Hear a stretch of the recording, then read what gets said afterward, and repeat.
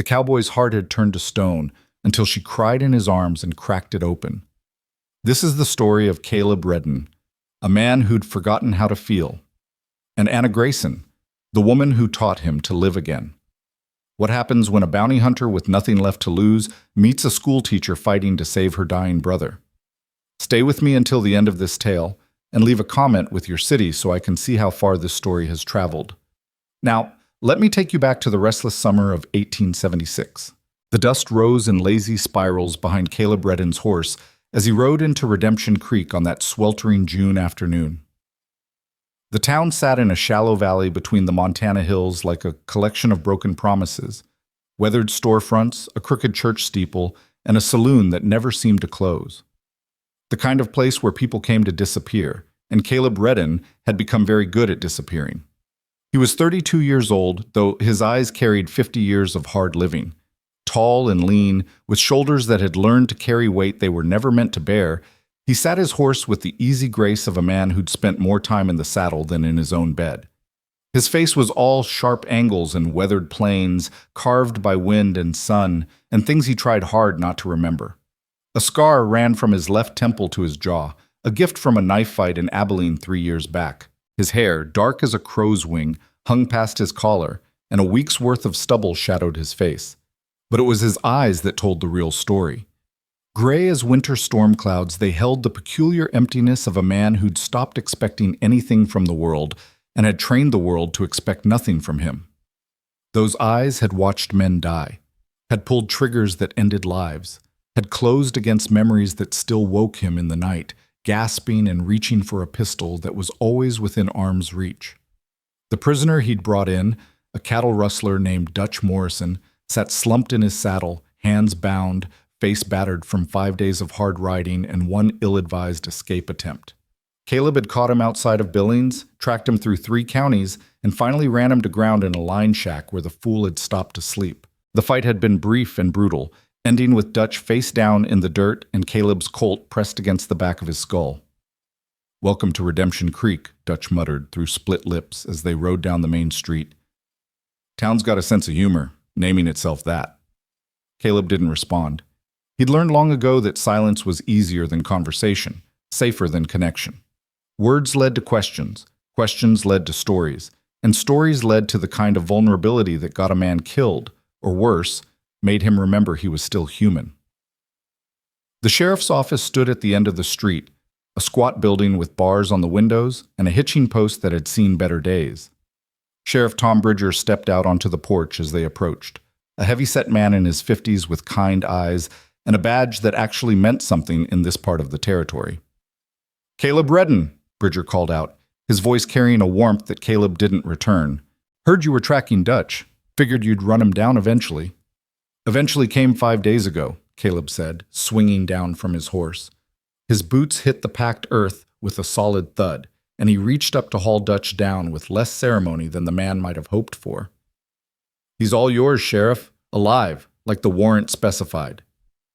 "Barely," Dutch groaned, stumbling as Caleb shoved him toward the office door. "Barely's what the warrant called for," Caleb replied flatly. Bridger chuckled and took custody of the prisoner, leading him inside to one of the cells that lined the back wall. Caleb followed, his spurs jingling with each step, a sound he'd grown so accustomed to that he barely heard it anymore. The office smelled of coffee and tobacco and the particular staleness of a place where men spent too much time waiting for something to happen. "Payment's the usual," Bridger said, unlocking the cell and pushing Dutch inside.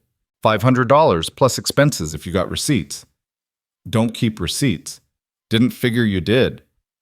Bridger locked the cell door and turned to face Caleb, studying him with the kind of careful attention that made Caleb's shoulders tense. "You look like hell, son. When's the last time you slept in a real bed?" "Don't remember." "When's the last time you slept at all?" Caleb's jaw tightened. "You got my money, Sheriff, or are we going to stand here discussing my sleeping habits?" Bridger sighed and moved to the battered desk that dominated the small office. He pulled a strongbox from the bottom drawer, counted out $500 in paper money and coins, and slid it across the desk. "You planning to stay in town a few days, rest up before the next hunt?" "Planning to collect my money and ride out." It's near sundown, Caleb. Even you got to admit that riding out in the dark after 5 days of hard travel ain't the smartest. I'll manage. Stubborn as a Missouri mule, Bridger muttered, but there was no real heat in it. He'd known Caleb for 3 years now, long enough to recognize a lost cause when he saw one. At least get yourself a drink and a meal before you go. The saloon's got a new cook. Woman makes a steak that'll make you weep. Caleb pocketed the money without counting it. Bridger was honest, one of the few lawmen in the territory who could make that claim. Maybe. That's more than I usually get out of you. Bridger leaned back in his chair, which creaked under his weight. You know, there's talk of expanding the territorial marshal service. They're looking for good men with your particular skills. Pays steady, you'd have some backup when you need it, and not interested. Didn't think you would be, but figured I'd mention it. Bridger pulled a cigar from his vest pocket and lit it, the smoke curling up toward the ceiling. You can't run forever, son. Caleb's hand was already on the door handle. Watch me. He stepped out into the evening heat, pulling the door shut behind him with more force than necessary.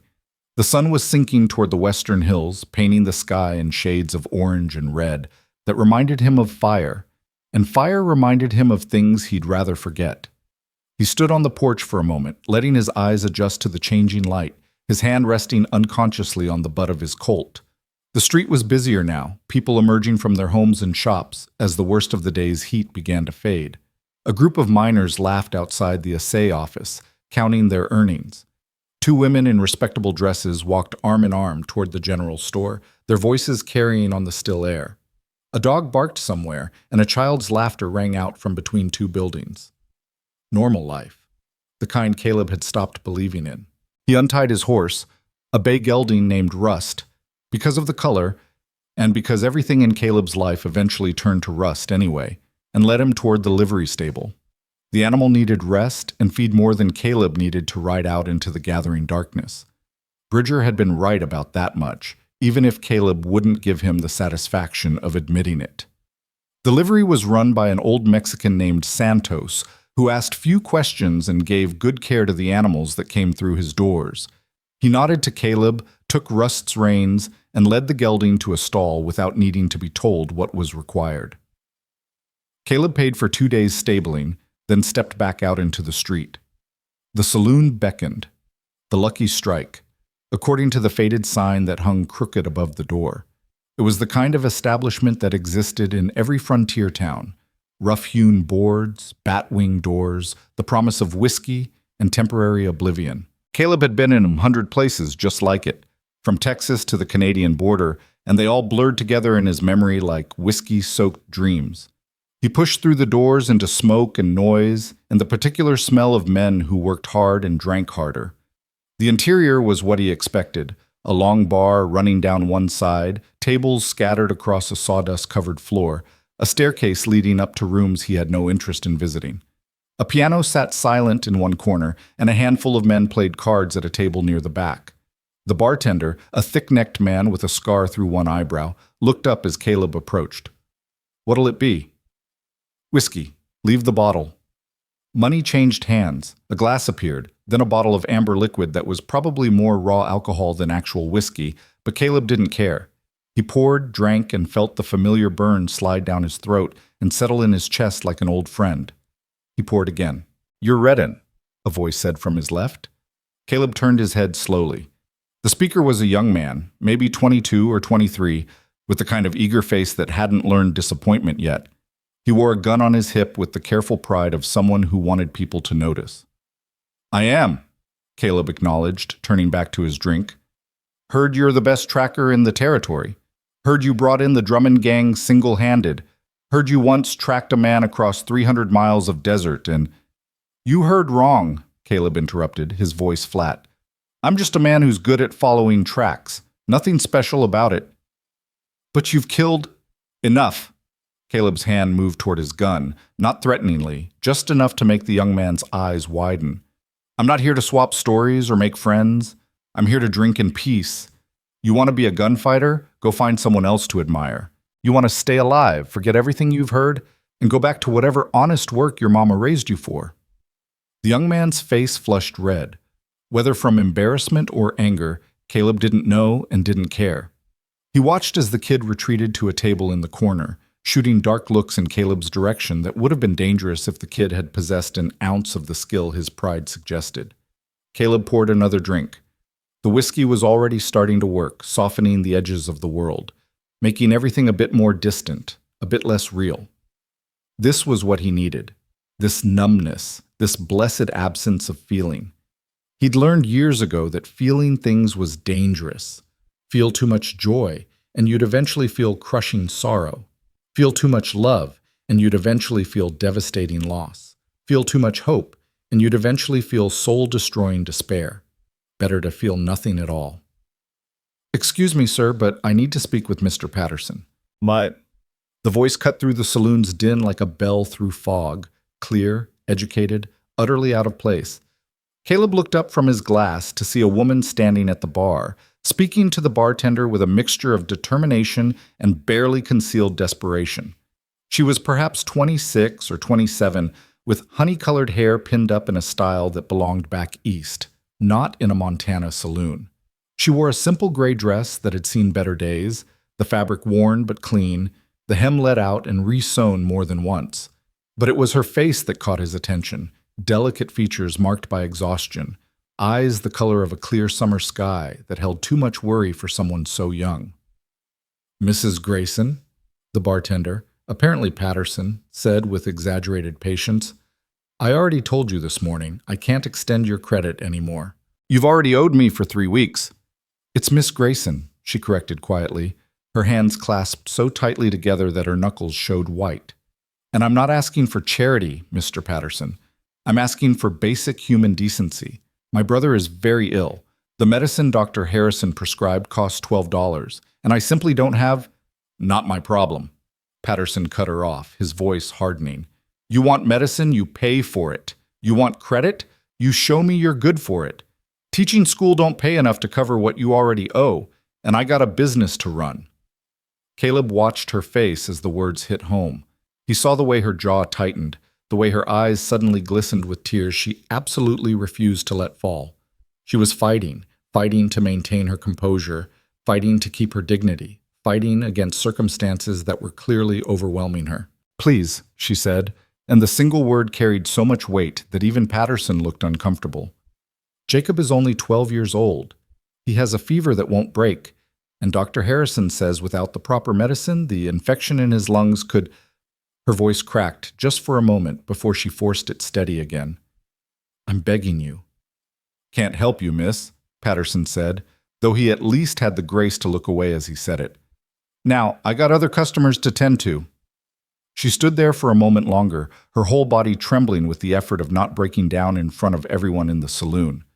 Then she turned, moving toward the door with her back straight and her head high, even as Caleb saw a single tear escape down her cheek. Something stirred in his chest, something he hadn't felt in so long that he barely recognized it. A flicker of, what? Anger? Sympathy? The ghost of a memory that maybe, once upon a time, he'd been the kind of man who would have done something about a scene like the one he'd just witnessed. He crushed the feeling ruthlessly, drowned it in another slug of whiskey. Not his problem, not his business. He'd learned long ago that getting involved in other people's troubles was the fastest way to acquire troubles of your own, and he had more than enough ghosts haunting him already. The woman, Miss Grayson, pushed through the saloon doors and disappeared into the street beyond. The noise of the saloon resumed its normal rhythm, the moment already forgotten by everyone except Caleb, who stared into his whiskey glass and saw her face reflected there, saw the tears she'd fought so hard to contain. 12 years old, he thought, and immediately wished he hadn't. He'd been 12 years old once, a lifetime ago in Virginia before the war had torn everything apart. He remembered being 12 and sick with fever while his mother sat by his bed, cool cloth pressed to his forehead, her voice soft as she sang old hymns and promised everything would be all right. He remembered being 12 and believing her, because mothers didn't lie about things like that. He poured more whiskey, trying to wash the memory away. "Sad case, that," the bartender said, moving back down the bar to where Caleb sat. "The Grayson woman. Came to town 4 months ago from Boston, took the teaching job at the school. Brought her little brother with her, just the two of them. Kid's been sick near about 2 weeks now. Harrison says it's pneumonia, maybe worse." Caleb didn't ask, but Patterson seemed inclined to talk anyway. "She's dead broke," he continued, wiping down the bar with a rag that might have been white once. "School board pays her $18 a month, and she sends half of it back east to pay off her father's debts. The old man died owing money all over Boston, left her with nothing but the responsibility for her brother. She's too proud to ask for real help, too stubborn to give up, and too damn noble for her own good." "Why are you telling me this?" Caleb asked, his voice rough. Patterson shrugged. "No reason. Just making conversation." He paused, studying Caleb with shrewd eyes. "Though I did see the way you looked at her, figured maybe there was still some human feeling in that stone heart of yours." "You figured wrong," Caleb said flatly. "Probably did," Patterson agreed, moving away to serve another customer. Caleb sat at the bar for another hour, working his way through the bottle with methodical determination. But no matter how much he drank, he couldn't seem to stop seeing her face. Those blue eyes filled with desperate hope, that single tear escaping despite her best efforts, the way she'd held herself together even as her world was clearly falling apart. He thought about the brother, 12 years old and fighting for his life, while his sister begged strangers for money to save him. He thought about being 12 and sick and scared and having someone who loved you enough to fight for you, even when the fight seemed hopeless. He thought about a lot of things he'd spent 10 years trying not to think about. "Damn it," he muttered under his breath, pushing away from the bar. The bartender looked up. "You leaving already? Bottle's only half gone." "Keep it," Caleb said, tossing some coins on the bar. "And I need to know something. Where does Miss Grayson live?" Patterson's eyebrows rose. "What's it to you?" "Just answer the question." "Little cabin at the east edge of town, past the church. Can't miss it. Only one out that way with a green door." Patterson leaned forward, his voice dropping. "You planning something stupid, Redden?" "Probably," Caleb admitted, already moving toward the door. The evening had cooled considerably. The sky, now deep purple, shot through with the first stars. Caleb stood on the saloon porch for a moment, breathing in air that didn't taste of smoke and whiskey, trying to convince himself to mount Rust and ride out of town like he'd planned. But his feet carried him east instead, past the church with its crooked steeple, past darkened houses where families sat down to supper, past the schoolhouse where Miss Grayson presumably spent her days trying to teach children who probably didn't appreciate the education she was fighting so hard to provide. The cabin appeared exactly as Patterson had described, small, weathered, with a green door that looked like it had been recently painted, probably by Miss Grayson herself. Lamplight glowed in the single window, and as Caleb approached, he could hear the low murmur of voices from inside. He stood on the small porch, his hand raised to knock, wondering what the hell he thought he was doing. This wasn't his problem. This wasn't his business. He'd spent 10 years deliberately avoiding situations exactly like this. Situations where someone needed help, where getting involved meant risking the kind of connection that led to pain. But before he could talk himself out of it, before he could turn and walk away, the door opened. Miss Grayson stood in the doorway, her face pale in the lamplight, her eyes widening in surprise when she saw who was standing on her porch. Up close, he could see the exhaustion etched into her features, the shadows under her eyes, the way her hands trembled slightly as she gripped the doorframe. "Can I help you?" she asked, her voice wary. She'd probably learned to be careful of strange men appearing at her door, especially in a frontier town where women living alone were vulnerable in ways men never had to consider. "Heard you needed medicine for your brother," Caleb said, the words coming out rougher than he'd intended. "Heard it cost $12. Her back straightened, pride warring with desperation across her face. "I don't need charity from strangers, Mr. Redden, Caleb Redden, and I'm not offering charity." "Then what are you offering?" Good question. What was he offering? He reached into his pocket, felt the weight of the money he'd collected from Sheriff Bridger, and pulled out $15. He held it out to her. "I'm offering a loan," he heard himself say. $12 for the medicine, 3 extra in case your brother needs anything else. You can pay me back when the school board pays you next, or whenever you're able. No interest, no pressure. She stared at the money like it might bite her. "Why?" "Does it matter?" "Yes," she said firmly. "It matters a great deal." "I don't know you, Mr. Redden.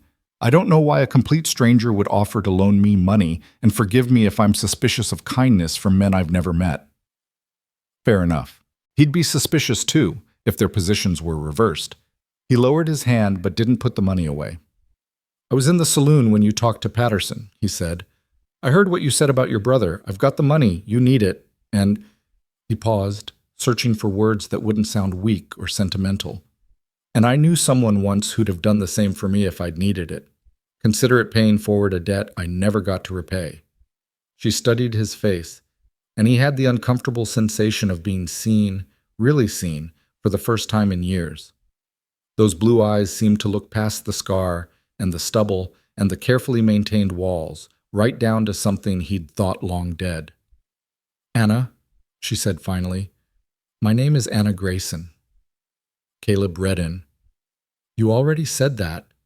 The ghost of a smile touched her lips, there and gone so quickly he might have imagined it. She looked at the money again, and he could see the internal battle playing out across her face.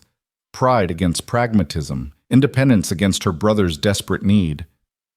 Please, Caleb said quietly, and was surprised to hear the word come from his own mouth. He didn't say please, didn't ask, didn't plead. But somehow this felt different. Let me help. Anna's eyes filled with tears, and this time she didn't try to hide them. He's all I have left, she whispered. Our parents are gone. Our family home is gone. Everything is gone except him. If I lose Jacob... She couldn't finish the sentence.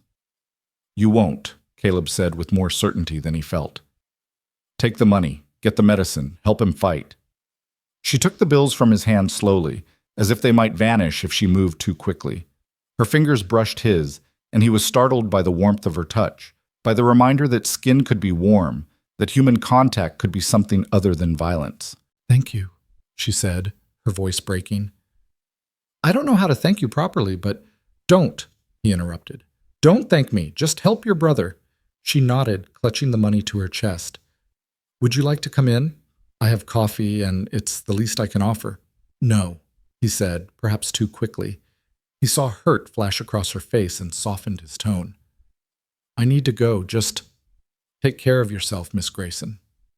Anna, she corrected, if you're going to be my creditor, you should at least call me by my name. Anna, he repeated, and the name felt strange on his tongue, too personal, too intimate, too much like the beginning of something he absolutely couldn't afford. He turned to leave, his boots heavy on the wooden porch, already regretting his impulse.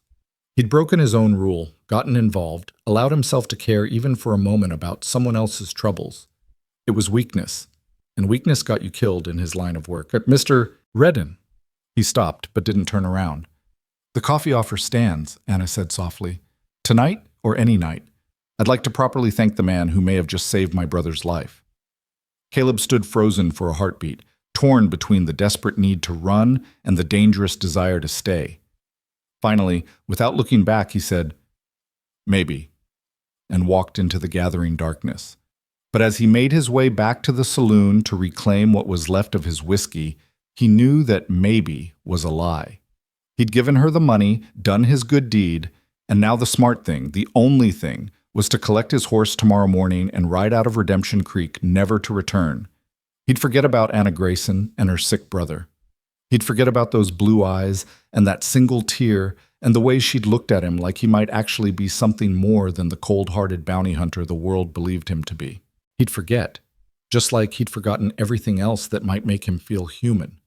Except, as he lay in a rented bed above the saloon that night, staring at the ceiling and listening to the sounds of the town settling into sleep, Caleb Redding discovered that some things, some people, weren't as easy to forget as he'd hoped.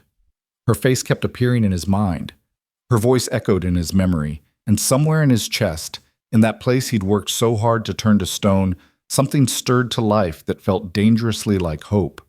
He cursed softly in the darkness, pulled the thin blanket over his head, and tried to will himself to sleep. Tomorrow he'd ride out. Tomorrow he'd get back to his real life, the life that made sense, the life that didn't require feeling things or caring about school teachers with dying brothers. Tomorrow, he'd be the man he'd spent 10 years becoming, hard, cold, alone. But tonight, just for tonight, He allowed himself to remember what it felt like to do something good, to help someone who needed helping, to see gratitude and hope in someone's eyes instead of fear or contempt. Tonight, he allowed himself to wonder what it might be like to be the kind of man who could accept Anna Grayson's offer of coffee, who could sit in that cabin and have a conversation like a normal human being, who could maybe, just maybe, remember how to feel something other than emptiness. But when morning came, those thoughts would be packed away with the darkness, and Caleb Redden would ride out of Redemption Creek, leaving behind whatever foolish softness the night had brought. That was the plan anyway. The universe, as it often did, had other ideas entirely. But morning didn't bring the clean break Caleb had promised himself. Instead, it brought the sound of urgent footsteps on the stairs outside his room, followed by a sharp knock that jerked him from uneasy dreams of blue eyes and stone hearts cracking open. "Redden!" Sheriff Bridger's voice carried through the thin door. "Need you downstairs now." Caleb rolled out of bed, his hand finding his Colt before his feet hit the floor, instinct born from too many years of waking up to trouble. He dressed quickly, splashed water on his face from the basin, and descended the narrow stairs to find Bridger waiting in the saloon's main room, his face grave in the early morning light. "What is it?" Caleb asked, noting the way the sheriff's hand rested on his gun belt. "Stagecoach got hit yesterday evening, about 15 miles north of here. 3 men, masks, took the strongbox and shot the driver. He made it back to town an hour ago, barely alive. Says one of the robbers had a distinctive scar, lightning bolt shaped down his left arm. Know anyone matching that description?" Caleb's jaw tightened. "Jack Hollister. Rides with 2 brothers, both mean as snakes. They working this territory now?" "Appears so. Driver says they headed into the hill country, probably planning to hole up until the heat dies down." Bridger fixed Caleb with a steady look. "I know you were planning to leave this morning, but I need your tracking skills. The strongbox had payroll for the mining company, near about $2,000. I can offer you 10% if you help bring them in. $200 for a few days' work. It was good money, better than most bounties." But more than that, Jack Hollister and his brothers were the kind of men who'd kill without hesitation, who'd rob again if they weren't stopped, who'd leave more wounded drivers bleeding out on mountain roads. Caleb thought about riding out, leaving this town and its problems behind. Then he thought about Anna Grayson's face when she'd taken that money, about her brother fighting for his life, about the $15 that now left him shorter than he'd planned to be. 20%, he heard himself say. Bridger's eyebrows rose. "That's steep. That's my price for staying when I'd planned to leave." A moment's consideration, then a nod. "Done. $400 if you bring back the money and the men. When can you leave?" "Give me an hour to get my horse ready and gather supplies." Caleb paused. "You coming with me?" "Can't. Got Dutch Morrison to transport to the territorial prison tomorrow, and I'm the only law in this town. I can deputize you if you want. Don't bother. I work better alone anyway." He did work better alone. Had for 10 years. Being alone meant not having to worry about anyone else, not having to trust anyone else, not having to watch anyone else die because he'd made a mistake or moved too slow or cared too much. An hour later, Caleb sat astride Rust at the edge of town, saddlebags packed with provisions, Winchester rifle secure in its scabbard, and the familiar weight of solitude settling over him like an old coat. The sun climbed higher, burning off the morning mist, and he was just about to turn north toward the hill country when a figure emerged from the direction of the church. Anna Grayson walked toward him with purposeful strides, and even from a distance he could see that something had changed. The exhaustion was still there, etched into her features, but there was also something else, a lightness, a spark of hope that hadn't been present the night before. "Mr. Redden?" she called out as she approached. "I'm glad I caught you before you left." He touched the brim of his hat but said nothing, waiting. She stopped beside his horse, one hand shading her eyes against the morning sun. "I wanted to tell you, the medicine is working. Dr. Harrison says Jacob's fever broke during the night. He's not well yet, not by a long measure, but he's fighting now. He has a chance." Her voice trembled with emotion. "Because of you, he has a chance." Caleb shifted in his saddle, uncomfortable with her gratitude, with the way she looked at him like he'd done something heroic instead of simply handing over money he could spare. "I'm glad to hear it." I also wanted to extend my invitation again, Anna continued. The coffee I mentioned. I'd very much like to— I'll be gone a few days, Caleb interrupted, unable to bear the hope in her eyes. Sheriff's business. When I get back, maybe. Oh. She stepped back, and he hated the way disappointment flickered across her face. Of course. Well, I hope you'll be safe, Mr. Redden, and when you return, please know that my home is open to you. It's the least I can do for the man who saved my brother's life. He wanted to tell her he hadn't saved anyone's life, that he was just a bounty hunter with too much money and a moment of weakness. He wanted to tell her not to look at him like that, not to smile at him with such warmth, not to make him feel like maybe he was something more than the cold-hearted bastard he'd worked so hard to become. Instead, he just nodded. Take care of yourself, Miss Grayson. And your brother. Anna, she reminded him softly. Please, call me Anna. He didn't answer, just touched his hat brim again and urged Rust into motion. But as he rode north out of Redemption Creek, he could feel her eyes on his back, and the weight of that gaze felt heavier than any gun he'd ever carried. The trail wasn't hard to follow. 3 horses, one carrying extra weight from the strongbox, heading into country Caleb knew well from previous hunts. The Hollister brothers weren't subtle men. They'd left a track that anyone with basic skills could read. But reading a track and catching the men who made it were 2 different things entirely. The first day passed in the methodical rhythm of tracking, watching for broken branches, disturbed stones, the distinctive pattern of horseshoes in soft ground. Caleb pushed hard, knowing that every hour's delay meant the trail grew colder, meant the Hollisters got farther away, or had more time to set up an ambush. He made camp that night in a sheltered ravine, built a small fire just large enough to heat coffee, and sat with his back against a boulder while the darkness gathered around him. This was what he knew, what he was good at, the solitude of the hunt, the simplicity of a clear objective, the absence of complicated feelings or messy human connections. But as he stared into the flames, he kept seeing Anna's face, the way she'd looked at him that morning, with gratitude and something else he was afraid to name, the way her voice had trembled when she'd told him about Jacob's fever breaking, the way she'd said his name, not Redden, not the bounty hunter, but Caleb, like he was an actual person worthy of being known. Stop it, he muttered to himself, pouring more coffee. Focus on the job. The job was what mattered. The job was what he was good at. The job didn't ask him to feel things or care about people or risk the kind of pain that came from letting someone matter. He dozed fitfully that night, jerking awake at every sound, his hand always on his gun. Years of this life had trained him to sleep light, to wake at the snap of a twig or the whisper of movement. It had kept him alive when other men had died. It had also ensured he never truly rested, never fully let his guard down, never allowed himself the luxury of peace. Dawn found him back on the trail, following the Hollisters deeper into the hills. The terrain grew rougher, pine forests giving way to rocky outcroppings and narrow passes where an ambush would be easy to set and hard to escape. Caleb moved carefully, Winchester at the ready, eyes scanning constantly for any sign of danger. He found their first camp around midday, cold ashes, empty cans, the marks where they'd picketed their horses. They'd been careless, confident in their head start, and that confidence would be their downfall. Caleb studied the camp, reading the story it told.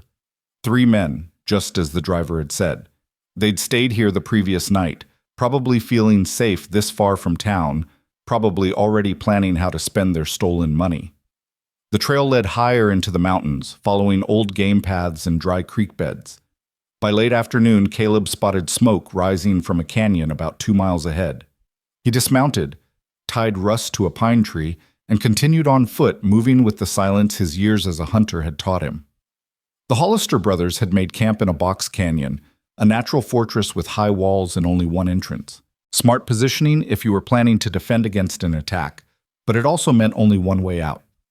Caleb found a position on the canyon rim where he could observe without being seen, settling behind a cluster of rocks as the sun began its descent toward the western peaks. 3 men sat around a fire, passing a bottle between them. Even from a distance, Caleb could identify Jack Hollister, tall, rangy, with that distinctive lightning bolt scar running down his left arm. The two brothers were shorter, stockier, both wearing trail-worn clothing and guns slung low on their hips. The strongbox sat near the fire, still locked, probably waiting until they felt safe enough to break it open. $2,000 plus whatever they could steal in future robberies if they weren't stopped. Caleb watched them drink and laugh, celebrating their successful heist, completely unaware they were being observed. He could take them now. A rifle shot from this position would drop Jack before the man knew what hit him, and Caleb could probably get one of the brothers before they scattered. But probably wasn't certainty, and the third man would be armed and desperate, and taking on three men in a defensive position when you were alone was a good way to get killed. Better to wait. Wait for darkness. Wait for them to drink themselves stupid. Wait for the moment when they'd be vulnerable and careless. Patience had kept Caleb alive when impatience had buried other men, and he'd learned long ago to trust his instincts. As twilight deepened into night, he settled in to watch. The brothers kept drinking, their voices carrying on the still air, boasts about the robbery, arguments about how to divide the money, crude jokes about what they'd do when they reached California. Caleb listened with half his attention, the other half focused on planning his approach. The fire burned lower. The bottle emptied. One by one, the brothers rolled into their bedrolls, leaving only Jack Hollister sitting up to keep watch. But Jack was drunk too, swaying slightly where he sat, his eyes heavy with whiskey and exhaustion. Caleb waited another hour, watched Jack's head nod forward once, twice, then finally settle as the man slumped into sleep. Then he moved. He descended from the canyon rim in silence, every step placed with care, his breathing controlled, his body moving with the predatory grace of a hunter closing in on prey. The canyon floor was shadowed, the fire burned down to embers, and the three men snored in their bedrolls, never knowing death approached on soft feet. Caleb reached the fire, his Colt in one hand, and kicked Jack Hollister's boot. "Wake up!" Jack's eyes snapped open, his hand reaching for his gun, but Caleb's Colt was already pressed against his forehead. "Don't," Caleb said quietly. "Wake your brothers, slow and easy. Any sudden moves and you'll be the first to die, but not the last."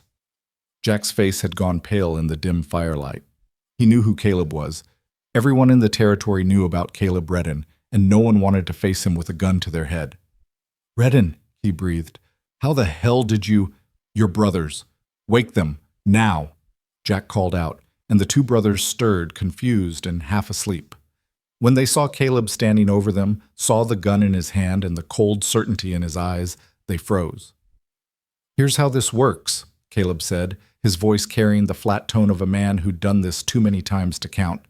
"You're going to stand up, slow, hands where I can see them. You're going to let me tie your hands behind your backs. You're going to ride back to Redemption Creek nice and peaceful. Do this, and you'll live to stand trial. Fight me, and I'll kill all three of you right here and transport your bodies instead. Your choice, but choose quick." "We can make a deal," Jack said desperately. "Split the money. There's $2,000 in that box. Take half. Let us go. Nobody has to know." "Not interested." $1,000, Redden. Think about it." "I am thinking about it. I'm thinking about the driver you shot, the families who need that payroll, and the fact that you three will rob and kill again if I let you go.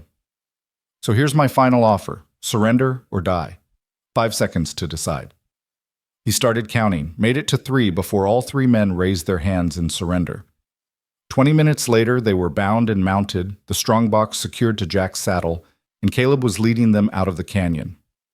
The brothers muttered curses and threats, but Caleb ignored them. He'd heard it all before, the promises of revenge, the claims that he was a dead man, the boasts about what would happen when they escaped. They never escaped. Not from Caleb Redden. The ride back to Redemption Creek took 2.5 days, slower with prisoners in tow. Caleb kept them moving during daylight hours, made camp in defensible positions at night, and slept with one eye open and his gun in his hand. The brothers tried to bargain, tried to bribe, tried to convince him to let them go. Caleb didn't respond, didn't engage, didn't give them anything to work with. By the time the town appeared in the distance, he was exhausted, filthy, and ready to collect his money and move on. The job was done. Another set of criminals behind bars, another payday secured, another page in the legend of Caleb Redden, the bounty hunter with ice in his veins and stone for a heart. Sheriff Bridger met them at the edge of town, a wide smile splitting his weathered face. "I'll be damned, you actually brought all three back alive." "Said I would." Most men would have shot at least one, just to make the others more cooperative. "Most men aren't me." Bridger chuckled and took custody of the prisoners, leading them toward the jail while half the town gathered to watch. Caleb dismounted, every muscle in his body aching, and followed at a distance. In the sheriff's office, he waited while Bridger locked the Hollisters in cells, then watched as the strongbox was opened and the money counted. $2,147, all accounted for. 20% comes to $429, Bridger said, counting it out carefully, plus another $50 for the exceptional work and the fact that you brought them all in alive. Town council will be pleased. Trial's cheaper than burials. Caleb pocketed the money without comment. $479 for 3 days' work, more than he'd made on many bounties that had taken twice as long. "You sticking around?" Bridger asked. "Or are you finally going to light out like you've been threatening?" Good question. Caleb had no reason to stay. The job was done, his pockets were full, and the open trail called to him the way it always did. Stay in one place too long, and you started forming connections, started caring about things, started feeling like maybe you belonged somewhere, and that was dangerous because eventually you'd have to leave, and leaving would hurt. Better to leave before it could hurt. "I'll stay tonight," he heard himself say. "Head out in the morning." "Well, while you're here, you might want to stop by the schoolhouse." Bridger's eyes held a knowing glint. "Miss Grayson's been asking about you, near about every day since you left. That brother of hers is doing much better, by the way. Saw him up and walking around yesterday, still coughing some, but clearly on the mend." Something warm unfurled in Caleb's chest. Relief, he recognized after a moment. Relief that the boy was healing, that Anna's desperate hope had been rewarded, that the $15 he'd given her had made a difference. "Glad to hear it," he said gruffly. "You know," Bridger leaned back in his chair, studying Caleb with the careful attention of a man who'd spent years reading people. "When you first rode into this territory 3 years ago, you were already hard. But there was still something in you, something almost human. These last few years, I've watched that something disappear, watched you turn into exactly what you pretend to be. A man without feelings, without connections, without anything but the next bounty and the next bottle of whiskey." "Get to your point, Sheriff." "My point is this. Miss Grayson looks at you different than other folks do.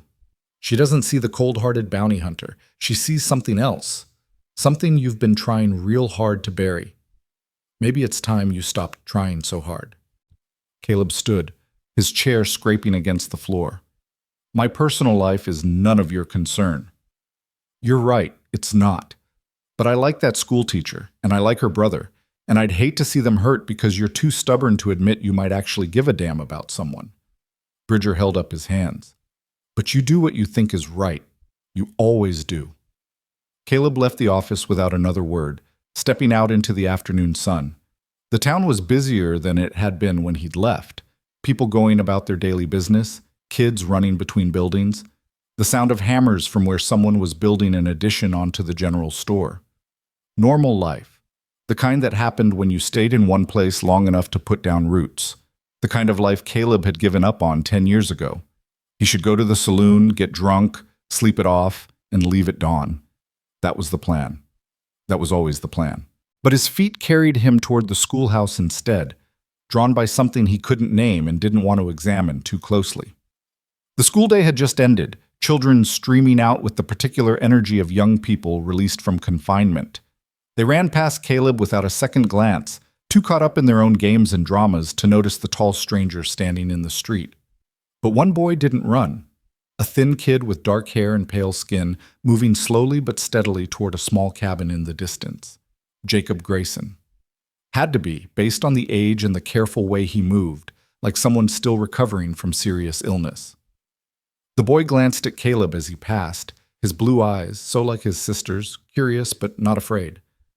"You're the bounty hunter," Jacob said, not a question but a statement. "I am."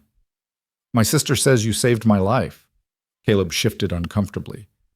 "Your sister's medicine saved your life. I just helped pay for it."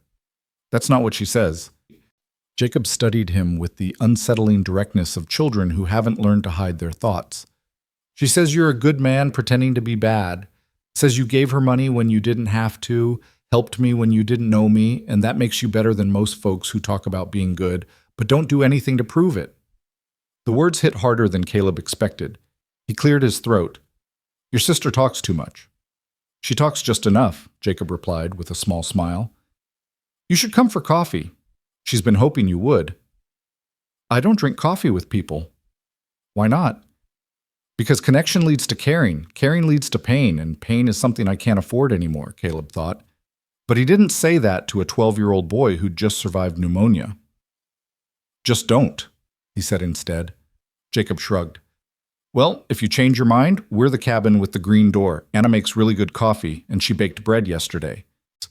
He started to walk away, then paused and looked back. Thank you, Mr. Redden, for whatever you say you didn't do. I'm glad I get to keep living because of it. The boy continued toward home, leaving Caleb standing in the dusty street, something tightening in his chest. When was the last time someone had thanked him for anything? When was the last time he'd done something worth thanking? When was the last time he'd allowed himself to believe he might actually be capable of good? The schoolhouse door opened and Anna Grayson stepped out, a stack of books in her arms. She saw him immediately, her face lighting up with a smile that made his heart do something complicated and unwelcome. Mr. Redden, she called, walking toward him. You're back.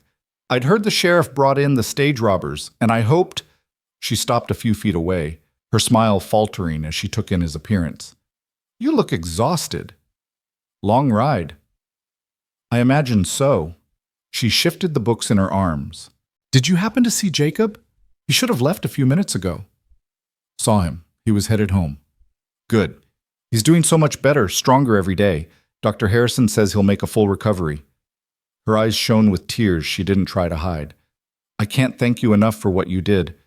You gave me back my brother. Medicine did that. The medicine I couldn't afford without your help. She stepped closer, close enough that he could smell lavender and chalk dust. I meant what I said about the coffee, Mr. Redden. I'd very much like you to visit, to let me thank you properly. Every instinct screamed at him to refuse, to walk away, to maintain the careful distance he'd spent years perfecting. But looking into her eyes, those blue eyes that held hope and warmth, and something that looked dangerously like affection, he found himself nodding.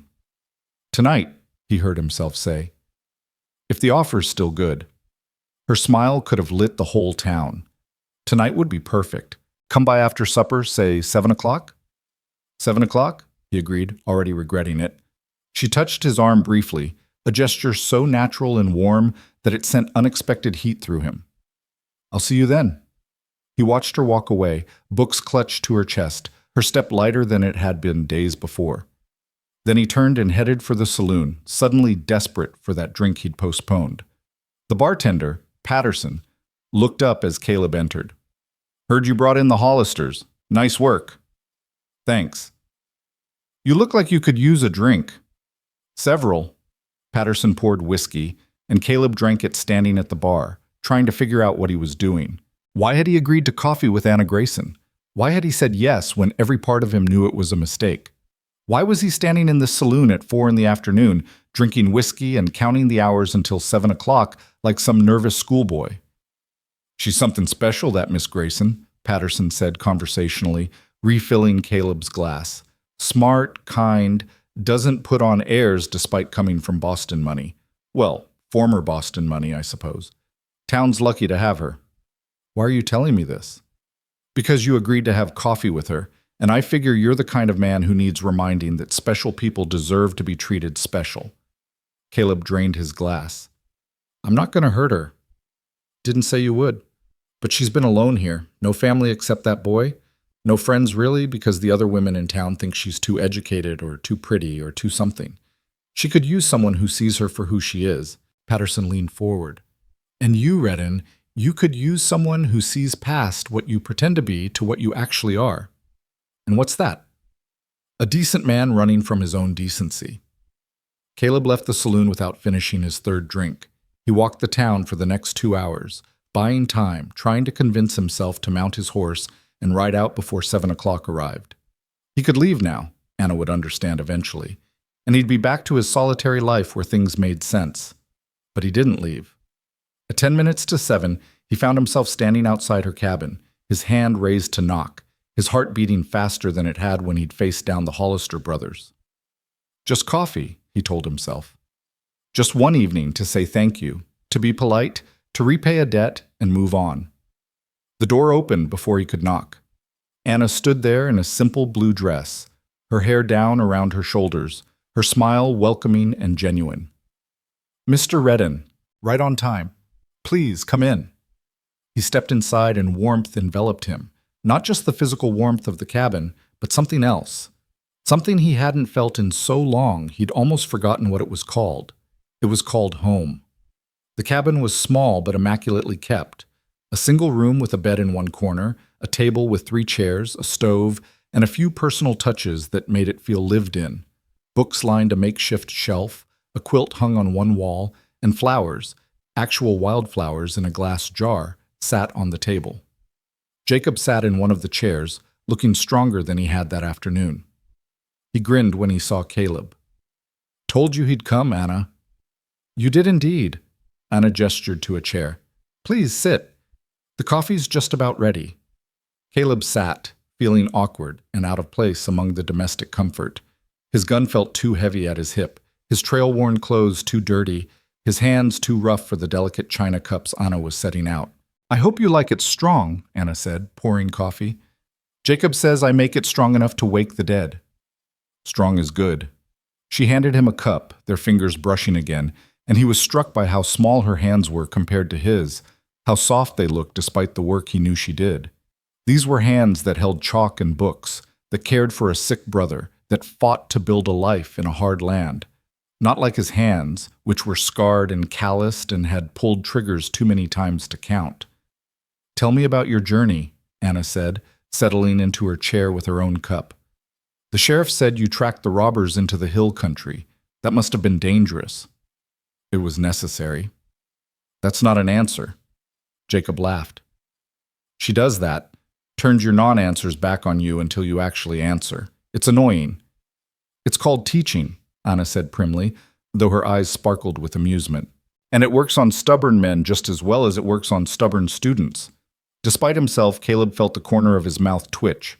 The tracking was straightforward. The Hollisters aren't subtle. I found them, convinced them to surrender, brought them back. That's the whole story. "Somehow I doubt that's the whole story," Anna said, "but I won't press. Jacob, why don't you tell Mr. Redden about your plans for next week?" The boy's face lit up. "Dr. Harrison says I can go back to school on Monday. I missed 3 weeks, but Anna's been teaching me at home, so I'm not too far behind." His enthusiasm dimmed slightly.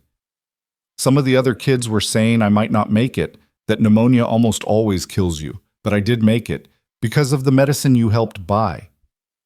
"You made it because you're strong," Caleb said, surprising himself with the gentleness in his voice. "And because your sister fought for you." "And because you gave us the money when we needed it most?" Anna added quietly. She met his eyes across the table. "We both know Jacob wouldn't be here without that. And I will never forget it, Mr. Redden. Never." The gratitude in her voice made him deeply uncomfortable.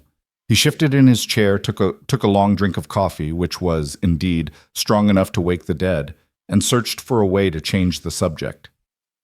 "You said you're from Boston," he ventured. "That's a long way from Montana Territory." Anna's expression shifted, becoming more guarded.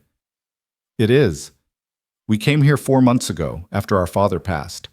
He left us with more debts than assets, and Boston was no longer home. The teaching position here offered a fresh start." "Just the two of you?" "Just the two of us. Our mother died when Jacob was born, and we have no other family." She wrapped her hands around her coffee cup. "It's been an adjustment, coming from a city to a frontier town. But the people here have been mostly kind, and the children are eager to learn, and—" She smiled. "And we're still together, which is what matters most." "Anna gave up everything to take care of me," Jacob said with the bluntness of youth. "Had a fiancé back in Boston, a nice house, all her friends. But when father died and left all those debts, the fiancé disappeared real quick, and the friends turned out not to be friends at all. So we came here." "Jacob," Anna said warningly. "What? It's true. It's also private. Mr. Redden helped save my life.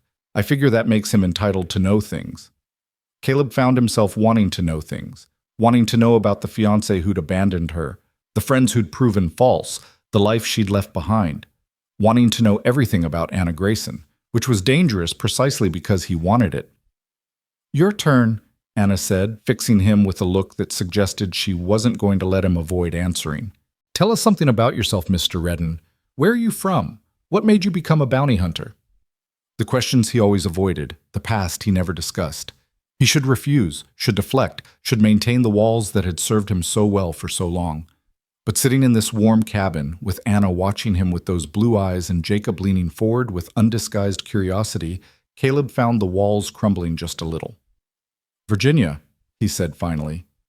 "I'm from Virginia, and I became a bounty hunter because—" He paused, the words stuck in his throat. "Because I needed to be something after the war, and hunting seemed like the only thing I was good at anymore." The truth, or at least a version of it, the real truth, about Emily, about his family, about everything he'd lost, stayed locked away where it belonged. But Anna seemed to understand that some truths were too painful to speak aloud. She nodded, her expression softening with compassion. "The war took many things from many people." "It did." "Are you planning to stay in Redemption Creek?" Jacob asked. "Or are you leaving again?" "Jacob," Anna said again, though she looked at Caleb with obvious interest in his answer. "Leaving tomorrow," Caleb said, and tried to ignore the way Anna's face fell. "I don't stay in one place long. Never have. Probably never will." "Why not?" Jacob pressed. "Because staying means putting down roots, and roots tie you to places. And places—" He stopped, aware he was revealing more than he intended. "It's just not what I do." "That sounds lonely," Anna said softly. It was lonely. Desperately, achingly, endlessly lonely. But loneliness was safe. Loneliness was predictable. Loneliness didn't reach into your chest and rip your heart out when the people you loved died screaming. "It's what I'm used to," he said instead. They sat in silence for a moment, drinking coffee, the only sound the crackling of the fire in the stove. Then Anna rose, moved to a shelf, and returned with something wrapped in cloth. "I baked bread yesterday," she said, unwrapping it to reveal a golden loaf. "Jacob mentioned it to you, I believe. Would you like some? It's nothing fancy, but—" "I'd like some," Caleb said, because it had been years since anyone had baked bread for him. Years since anyone had offered him something made with care rather than duty. She cut thick slices, spread them with butter that must have cost more than she could afford, and passed them around. Caleb bit into his piece and tasted something beyond flour and yeast. He tasted effort, attention, the particular flavor of someone who put love into what they made. "This is good," he said, and meant it. Anna's smile was radiant. "Thank you. I'm glad you like it." They talked for another hour, about nothing important, about everything that mattered. Jacob told stories about school, about the other children, about his hopes of becoming a doctor someday. Anna described her challenges teaching students of wildly different ages and abilities, her frustrations with the town council's reluctance to fund proper supplies, her small triumphs when a child finally grasped a concept they'd struggled with. And Caleb, despite his best intentions, found himself talking too. About Montana Territory, about the places he'd traveled, about the strange and beautiful things he'd seen. He left out the blood and violence, left out the darkness that soaked most of his memories, but what remained was enough to make Jacob's eyes shine with adventure and Anna's expression warm with interest. For those hours, sitting in that cabin with coffee and bread and conversation, Caleb Redding forgot he was supposed to be a man with a stone heart. He laughed at Jacob's jokes, smiled at Anna's stories, and felt something dangerous stir in his chest, the first faint cracks in walls he'd thought unbreakable. But all good things end, and eventually Jacob's yawns became too obvious to ignore. Anna shooed him to bed with practiced efficiency, tucking him in with a tenderness that made Caleb's throat tight. "Thank you for coming tonight," Anna said when she returned to the table. "I know it wasn't easy for you." "Why do you say that?" Because everything about you suggests a man who spent years avoiding exactly this kind of evening. She sat down across from him, her hands folded on the table. But I'm glad you came anyway. It meant a lot to Jacob. It meant a lot to me. He should leave now, before this went any further, should stand up, thank her for the coffee, and walk out that door back to his solitary life. Instead, he heard himself ask, "Why did you really leave Boston?" Anna's hands tightened around each other. "I told you, the debts, the teaching position, that's not all of it." She met his eyes, and in them he saw pain that matched his own. "No," she admitted quietly, "that's not all of it." Silence stretched between them, heavy with unspoken things. Finally, Anna took a deep breath. "My father gambled," she said, "lost everything, the house, the money, even the furniture. When he died, creditors came calling for debts I didn't even know existed. My fiancé, Charles, he was from a good family, respected, wealthy. When he learned about the debts, when he realized I came with financial burden rather than fortune," her voice hardened. "He ended our engagement the very day of my father's funeral, said he couldn't be associated with scandal. He was a fool. He was practical," Anna corrected, though her eyes shone with unshed tears. "And he made me realize that everything I'd built in Boston was built on lies, false friends, false love, false security. So when the teaching position here became available, I took it. Better to start over in a place where nobody knows you than to stay somewhere everyone knows you failed. You didn't fail. Your father failed, your fiancé failed, you just kept going." "Did I?" She wiped at her eyes impatiently. "Some days it doesn't feel like I'm keeping going. It feels like I'm barely surviving, holding on by my fingernails, one disaster away from completely falling apart." She laughed bitterly. "And then Jacob got sick, and I couldn't even afford the medicine to save him. What kind of sister does that make me? The kind who begged strangers for help rather than watching him die. The kind who fought when most people would have given up." Caleb leaned forward, surprised by the intensity in his own voice. "You're stronger than you think, Anna Grayson." She looked at him, really looked at him, and something shifted in the air between them. Something electric, something dangerous, something that made his pulse quicken and his breath catch. "What are you running from, Caleb Redden?" she asked softly. "What hurt you so badly that you'd rather be alone than risk connection?"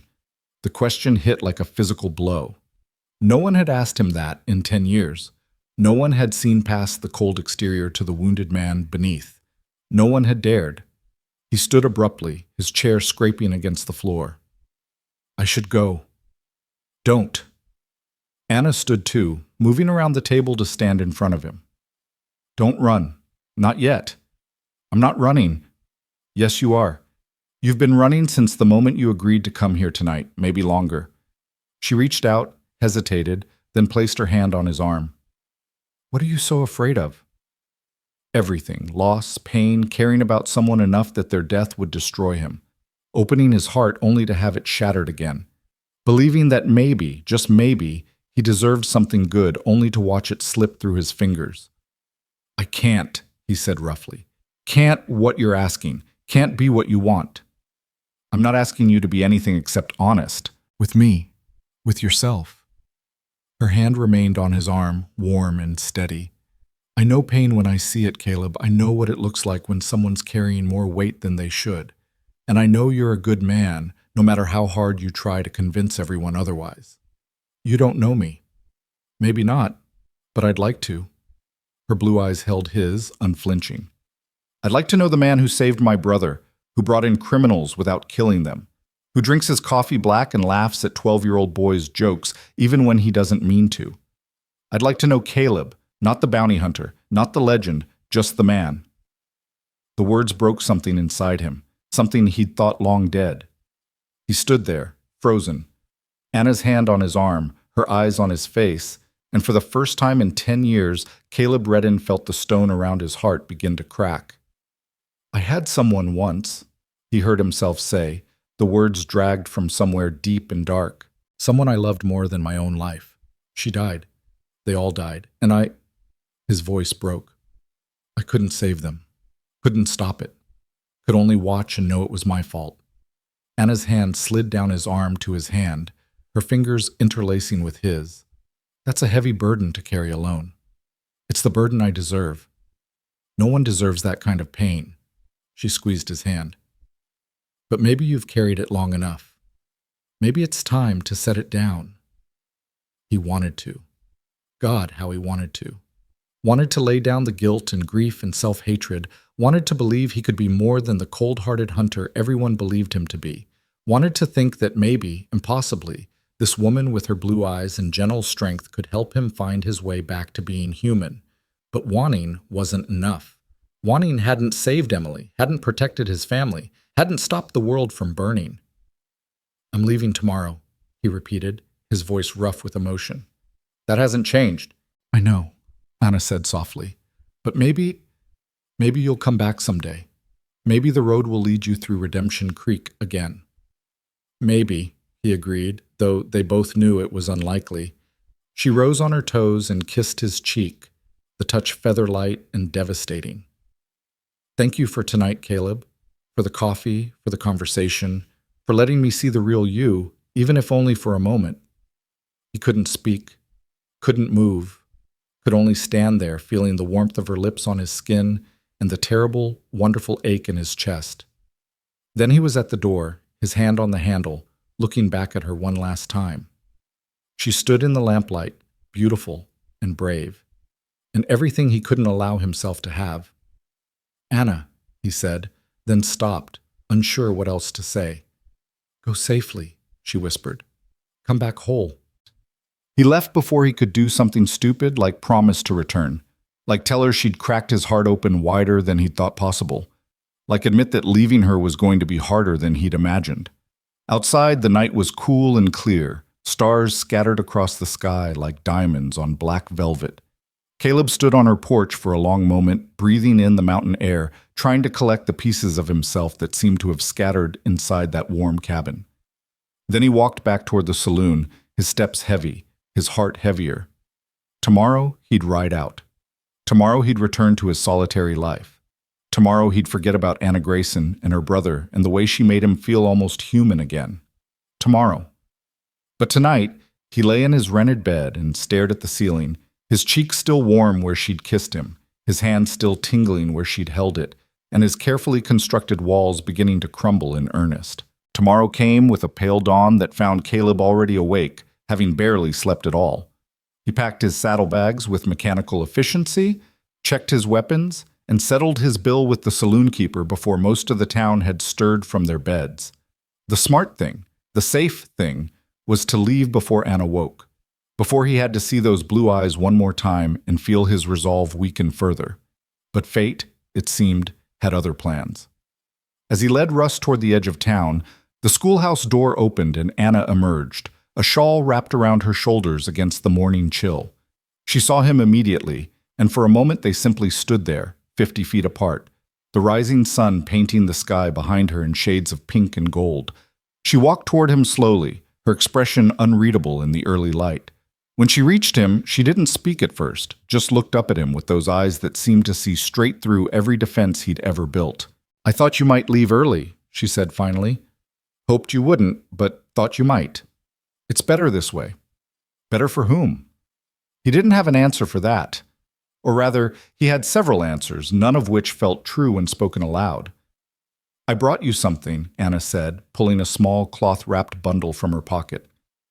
It's not much, just some bread and cheese for the road. I know you're probably well supplied, but I thought... She stopped, looking down at the bundle in her hands. I wanted you to have something to remember us by. The yes hit him harder than it should have. Not just her, but Jacob, too. Both of them, woven into his thoughts, taking up space in his carefully guarded heart. He took the bundle, their fingers brushing in the exchange, and felt that now familiar warmth spread through him. Thank you. Will you really never come back? The question was quiet, almost hesitant, as if she was afraid of the answer. I don't know, he admitted, because lying to her felt impossible. I don't make plans beyond the next job, the next town. Never have. That sounds exhausting. It's safe. Safe, she repeated, and there was something in her voice, disappointment, maybe, or understanding, or both. Yes, I suppose it is. No risk, no pain, no connection, no loss. She looked up at him. But also no joy, Caleb. No love. No reason to wake up in the morning beyond simple survival. Survival's enough. Is it? She stepped closer, close enough that he could smell lavender in her hair. Because from where I stand, you look like a man who's been surviving for so long that he's forgotten how to actually live. The words struck deep, carving into places he'd thought sealed off. She was right, of course. He'd stopped living the day Emily died, stopped believing in anything beyond making it to the next sunrise. 10 years of survival, of emptiness, of existing without purpose or hope or anything resembling joy. I don't know how to do anything else, he said, and the admission cost him more than he expected. Then maybe it's time to learn. Anna reached up, her hand gentle against his scarred cheek. Or maybe it's time to remember, because I don't believe you've forgotten completely. I think you're just afraid of what remembering might cost you. He should pull away, should mount his horse, and ride out before this conversation went any further. But her hand on his face felt like absolution, like the promise of something he'd given up on, and he couldn't make himself move. What do you want from me, Anna? Nothing you're not ready to give, just... She paused, her eyes searching his. Just don't close yourself off completely. Don't let the stone win. Somewhere inside you is the man who helped a stranger's dying brother, who sat in my cabin and laughed with a 12-year-old boy, who looked at me like maybe I wasn't alone in this world after all. That man deserves better than endless running. Before he could respond, before he could find words adequate to the moment, she rose on her toes and kissed him. Not on the cheek this time, but on the lips, soft, brief, devastating in its tenderness. Then she stepped back, her cheeks flushed, her eyes bright. Come back when you're ready to stop running, Caleb Redden. We'll be here. She turned and walked away before he could answer, her shawl trailing behind her in the morning breeze, leaving him standing in the street with a cloth-wrapped bundle in one hand and his heart threatening to crack completely open. He watched until she disappeared into the schoolhouse, then forced himself to mount Rust and turn north. Away from Redemption Creek, away from Anna Grayson, away from the dangerous possibility of something he'd thought lost forever.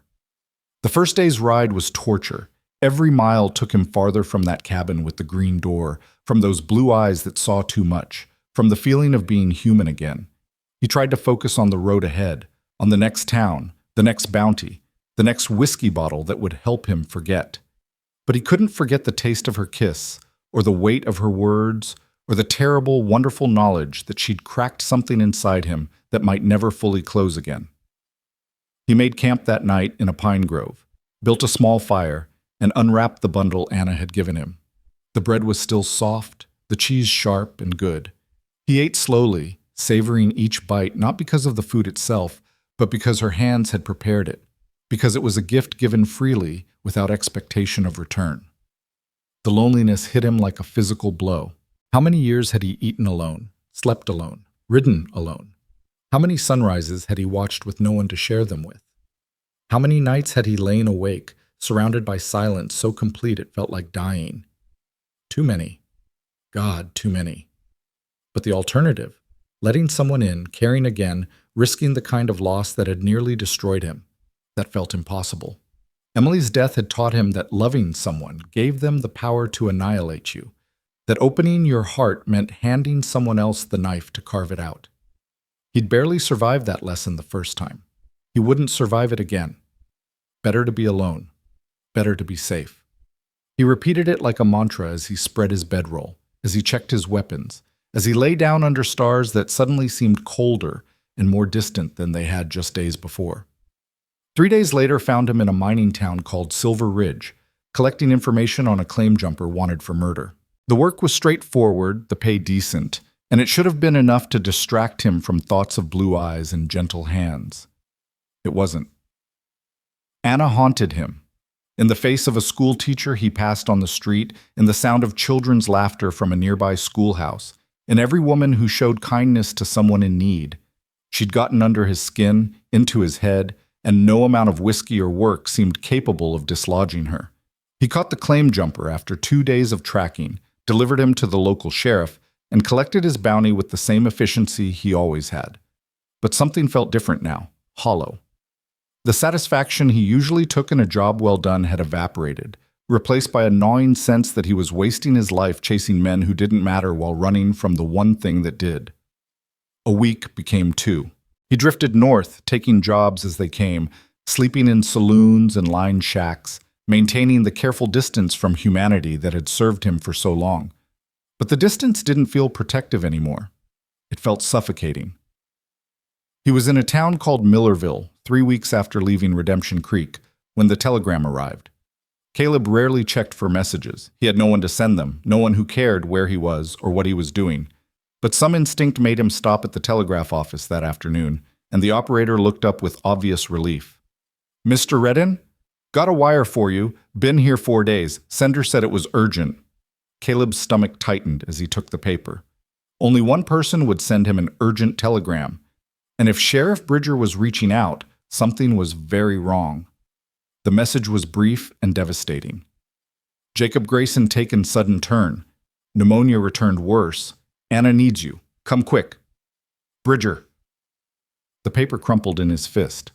No, not Jacob. Not after he'd survived, after he'd been healing, after Anna had fought so hard to save him. The universe couldn't be that cruel, couldn't dangle hope in front of them, only to rip it away. But Caleb knew better than most that the universe could be exactly that cruel. He was on Rust and riding south within 10 minutes, pushing the gelding harder than he should have, covering ground with desperate speed. 3 days of hard travel, stopping only when absolutely necessary, sleeping in the saddle when he could manage it, driven by a fear so profound it threatened to choke him. He couldn't let Jacob die. Couldn't let Anna lose the only family she had left. Couldn't bear the thought of those blue eyes filled with the kind of grief he knew too intimately. But more than that, and this was the thought that terrified him most, he couldn't bear the thought of not being there for her, of Anna facing this darkness alone, of failing someone who trusted him with her hope. When had he started caring this much? When had Anna and Jacob stopped being strangers and become something more, something that mattered enough to make him ride 3 days without real rest? When had the walls around his heart crumbled so completely that their pain became his pain, their loss his loss? The questions haunted him as he rode, but he already knew the answers. It had started the moment he'd seen Anna begging for medicine in the saloon, had deepened when she'd held his hand in that warm cabin, had sealed itself when she'd kissed him in the morning light and told him to stop running. He was in love with Anna Grayson. Completely, terrifyingly, irrevocably in love with her. And the realization should have sent him fleeing in the opposite direction, should have made him turn Rust around and ride until he forgot her name. Instead, it made him push harder, ride faster, pray to a God he'd stopped believing in years ago that he wouldn't be too late. Redemption Creek appeared on the horizon just after dawn on the 3rd day. Caleb rode straight through town to the cabin with the green door, not caring who saw him, not caring about anything except getting to Anna. He dismounted before Rust had fully stopped, hit the door with his fist, and called her name. The door opened immediately, and Dr. Harrison stood there, his weathered face grave. "You made good time, Redden," the doctor said, stepping back to let Caleb inside. The cabin felt like a tomb. The curtains were drawn, the air heavy with the smell of sickness and medicine and something else, the particular scent of fear and desperation. Anna sat beside Jacob's bed, her hand clutching her brother's, her face so pale and drawn that Caleb barely recognized her. She looked up when he entered, and the relief in her eyes nearly broke him. "You came," she whispered, her voice raw from crying. "Of course I came." He moved to her side, knelt beside her chair, and took her free hand in both of his. She was cold, trembling, barely holding herself together. "How bad is it?" "Bad," Dr. Harrison answered when Anna couldn't. "The pneumonia came back with a vengeance 5 days ago. His lungs are filling with fluid faster than I can drain them. The fever's been over 104 for 2 days now. I've tried everything, but..." He shook his head. "I'm sorry, Miss Grayson. I don't think there's anything more I can do." "No." The word tore from Anna's throat. "No, there has to be something. Another medicine, another treatment, something." "I've given him everything available in Montana Territory," Harrison said gently. "There are treatments in Denver, new medicines from Europe, but they're weeks away even if we could afford them. And Jacob doesn't have weeks. He has days at most, maybe hours." Anna made a sound like a wounded animal, her grip on Caleb's hand tightening until her nails drew blood. He looked at Jacob. The boy was unconscious, his breathing shallow and labored, his skin waxen, his lips tinged blue. This was how death looked. Caleb had seen it enough times to recognize the signs. "Leave us," Caleb said to the doctor, his voice rough. "Please." Harrison nodded and gathered his things. "I'll check back this evening. If anything changes, send for me immediately." He paused at the door, looking back at Anna with obvious compassion. "I'm truly sorry, Miss Grayson. He's a good boy. Deserves better than this." When the door closed, Anna finally broke. Great, racking sobs shook her whole body as she collapsed against Caleb's shoulder, years of strength and stoicism crumbling under the weight of impending loss. "I can't lose him," she sobbed into Caleb's chest. "I can't. He's all I have, all that's left of my family. If he dies, I'm alone, completely alone." Caleb held her, one hand stroking her hair, the other tight around her shaking shoulders. He'd held dying men on battlefields, had watched friends breathe their last. But this was different. This was Anna's pain, Jacob's life, and it mattered in a way nothing had mattered in 10 years. "You're not alone," he said fiercely. "Do you hear me, Anna? You're not alone. I'm here. I'm not leaving." "You always leave," she said, the words muffled against his shirt. "Not this time." He pulled back just enough to look into her eyes, to let her see the truth in his face. "Not ever again, if you'll have me. I'm done running, Anna.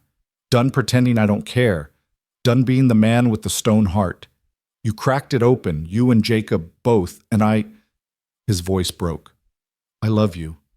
I think I've loved you since the moment you refused to let pride stop you from saving your brother, and I'll be damned if I'm going to let you face this alone." Fresh tears spilled down her cheeks, but these were different. Not just grief, but something else. Hope, maybe. Or gratitude. Or the beginnings of love returned. "He's dying, Caleb," she whispered. "Dr. Harrison said—" "I know what he said. But Jacob's strong. He fought this once before, and he can fight it again. He's 12 years old. He's already fought more than any child should have to fight. Then we'll fight for him." Caleb stood, his jaw set with determination. "Harrison said there are treatments in Denver. New medicines. How far is Denver?" 3 days hard ride, maybe 4.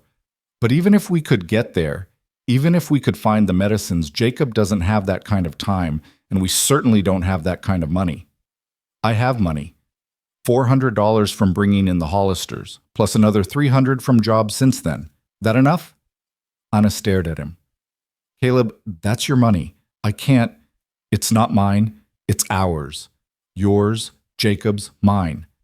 And money's no good to me if I let someone I love die because I was too stubborn to spend it." He moved to the bed, looked down at Jacob's unconscious form. "He's a good kid, Anna. Smart, brave, kind. World needs more people like him, fewer people like me." "Don't say that." "It's true. But maybe—" He turned to look at her, letting her see past every wall, every defense, every carefully maintained distance. "Maybe I can be better. Maybe loving you, helping him, staying here instead of running, maybe that makes me something more than just a hunter with blood on his hands." Anna rose from her chair and came to him, her arms wrapping around his waist, her head against his chest. He could feel her heartbeat, rapid and fragile, could feel the tears soaking through his shirt. "You're already more than that," she said softly. "You've always been more than that." They stood like that for a long moment, holding each other while Jacob's labored breathing filled the cabin. Then Caleb gently extracted himself from her embrace. "I'm going to Denver," he announced. "I'll ride hard, get whatever medicines Harrison says might help, and be back in 4 days, 5 at most." "Caleb, that's impossible. Even if you kill your horse getting there, even if everything goes perfectly, then it goes perfectly. What's the alternative, Anna? Stand here and watch him die?" He took her face in his hands, his thumbs wiping away tears. "I won't do that. I can't. I have to try, even if it's impossible, even if I'm too late, because the alternative is something I'm not willing to accept." She searched his face, and whatever she saw there made her nod. "Then go. Go fast, go safe, and and come back to us. Both of us, he said firmly. I'm coming back to both of you. He kissed her then, deep and desperate, pouring everything he couldn't say into that kiss. His fear, his love, his determination to save the boy who'd become like a brother to him. When he pulled away, Anna's eyes were bright with tears and something fiercer. I love you too, she said, in case I don't get to tell you later. I love you, Caleb Redden, Stoneheart and all.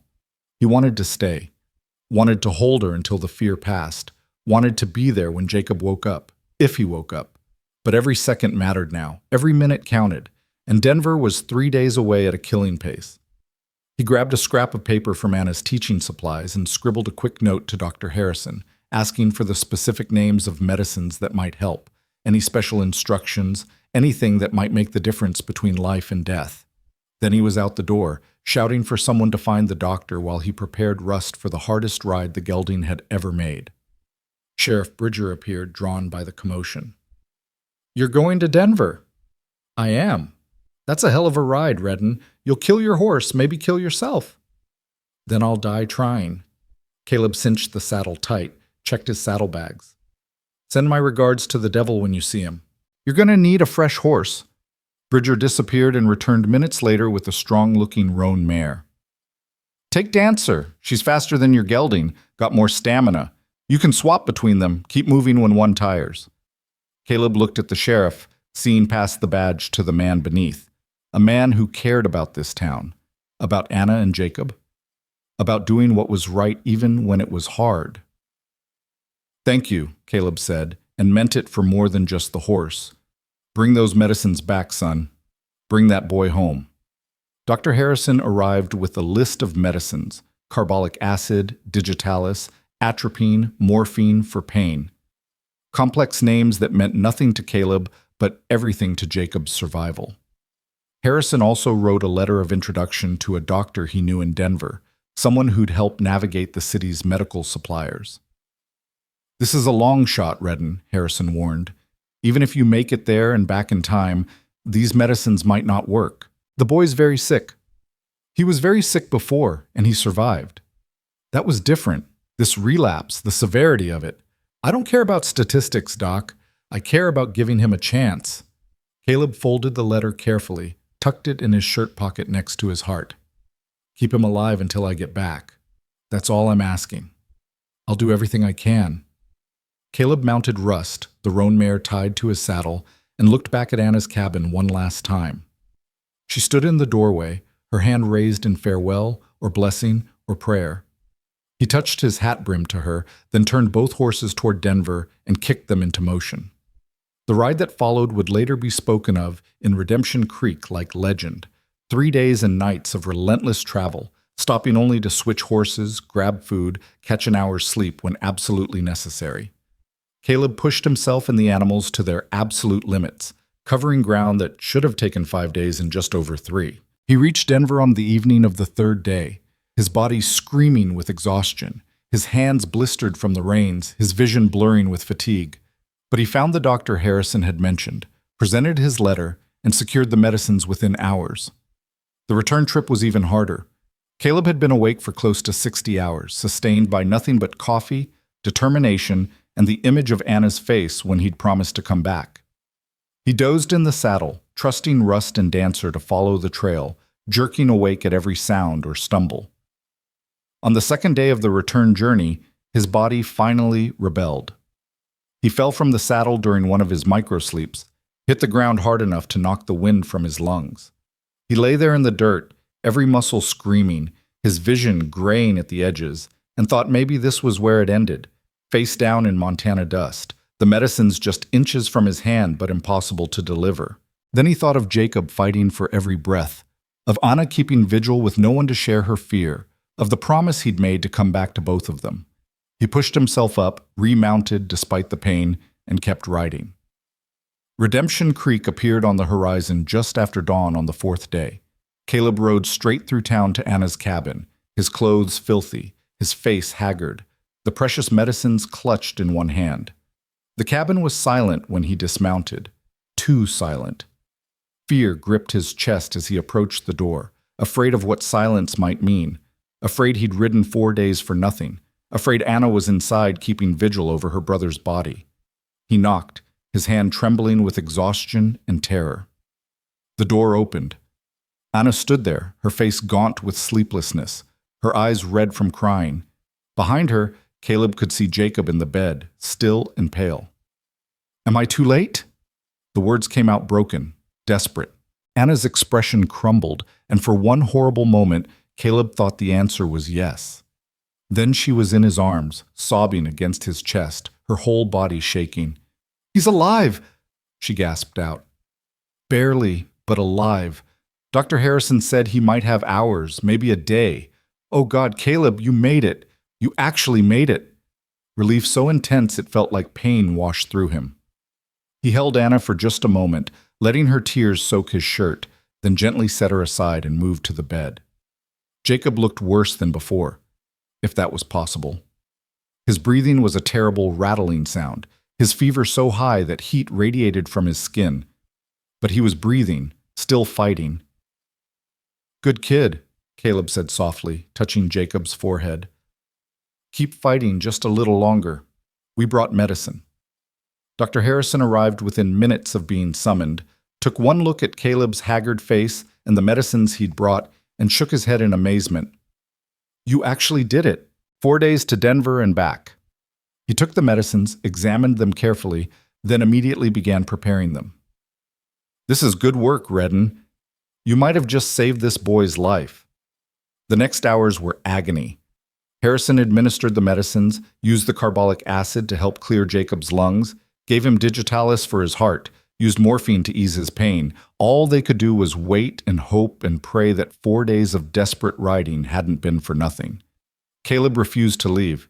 He sat beside Anna's chair, his hand in hers, watching Jacob's face for any sign of change. Anna leaned against him, drawing strength from his presence, occasionally dozing against his shoulder when exhaustion overwhelmed her fear. Night fell. The lamp burned low. Outside, the town settled into silence. Inside the cabin, 3 people kept vigil over a boy's life.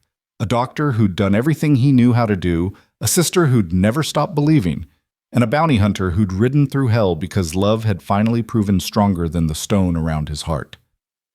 Sometime near midnight, Jacob's fever broke. It wasn't dramatic, no sudden awakening, no miraculous recovery. Just a gradual cooling of his skin, a slight easing of his breathing, a subtle shift from dying to fighting. But Harrison noticed it immediately, checked his pulse, listened to his lungs, and turned to them with cautious hope. The fever's dropping, his breathing's improving, the medicines are working. Anna's grip on Caleb's hand tightened painfully. Will he? "He's not out of danger yet," Harrison cautioned. "The next 24 hours will tell us for certain. But this is the first real improvement I've seen in days.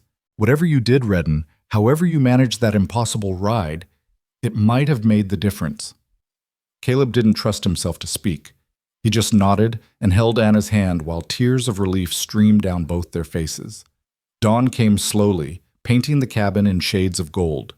Jacob's breathing continued to improve through the morning, his fever dropping further, his color gradually returning. By noon, his eyes flickered open for the first time in days. "Anna?" His voice was barely a whisper, weak and confused. Anna was at his side instantly, her hand on his face, tears flowing freely. "I'm here, sweetheart. I'm here. Thirsty." She helped him drink just small sips of water, and Caleb watched the tenderness between them with something aching in his chest. This was what family looked like. This was what love could accomplish when it refused to give up, refused to accept loss, refused to let go even when all hope seemed gone. Jacob's eyes found Caleb standing at the foot of the bed. "Mr. Redden, you came back." "I did." "Anna said you went to Denver. For medicine." The boy's voice was getting stronger, though still frighteningly weak. "That's really far." "Not that far." "Liar," Jacob said, but he was smiling. "Thank you for not letting me die." The simple gratitude hit Caleb harder than any bullet ever had.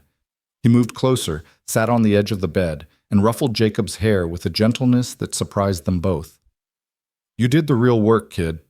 All I did was ride fast. You're the one who kept fighting, who refused to give up. He glanced at Anna, saw the love in her eyes, and felt his stone heart crack completely open. "You're the one who gave me a reason to ride at all." Over the next 3 days, Jacob continued to improve. The medicines Caleb had brought from Denver did their work. Harrison's care proved invaluable, and Jacob's own stubborn will to live carried him through the worst. By the end of the week, he was sitting up, eating solid food, and complaining about being stuck in bed, sure signs that recovery was truly underway. Caleb stayed through all of it. He helped Anna care for Jacob, sat with the boy when Anna needed rest, told stories of his travels that carefully edited out the violence but kept the adventure. He fixed things around the cabin that needed fixing, brought in firewood, made himself useful in 100 small ways that said more clearly than words that he wasn't leaving again. One evening, after Jacob had fallen asleep and the cabin was quiet, Anna and Caleb sat at the table with coffee between them. She looked better now. The fear had left her eyes, the exhaustion had faded from her face, and something like peace had settled over her. "You saved him," she said quietly. "You rode to Denver and back in 4 days, nearly killed yourself doing it, spent all your money on medicines, and you saved my brother's life." "We saved him. You kept him alive long enough for the medicine to work. Harrison knew what to do. Jacob fought harder than most grown men could have. You just loved us enough to do the impossible." She reached across the table and took his hand. "That's not nothing, Caleb. That's everything." He looked at their joined hands, marveling at how right it felt, how natural, how completely his life had changed in just a few short weeks. From a man who'd sworn never to care about anyone again to a man who'd ride through hell for a woman and her brother. From stone heart to something softer, warmer, infinitely more fragile, but also infinitely more alive. "I meant what I said before I left," he told her. "I'm done running, done being alone, done pretending I'm something I'm not." He met her eyes. "I want to stay, Anna. Here. With you. With Jacob. Build something real, something that matters. If you'll have me." "If I'll have you?" She laughed, though tears shone in her eyes. "Caleb, I've been yours since the moment you gave me that $15 without expecting anything in return. Since the moment you sat in this cabin and let me see the real you. Since the moment you kissed me goodbye and I realized I'd never met anyone worth keeping before." "I'm not an easy man to love," he warned. "I've got ghosts, Anna, demons, a past full of blood and mistakes and things I'm not proud of. And I'm learning how to be human again, how to feel things, how to believe I deserve something good. But I'm going to make mistakes, going to fall back into old habits, going to struggle." "Then we'll struggle together." She squeezed his hand. "I've got my own ghosts, my own mistakes. We'll figure it out as we go. Help each other when it's hard, celebrate when it's good. That's what love is. Not perfection, but partnership. Not running away when things get difficult, but standing together and facing them." He wanted to kiss her, wanted to pull her into his arms and never let go, wanted to make promises about forever and mean every word. But Jacob was sleeping just a few feet away, and some things deserved privacy, deserved the right moment. "Tomorrow," he said instead, "when Jacob's stronger. I want to do this right, Anna. Court you properly. Ask permission. Be the kind of man you deserve instead of the kind I've been."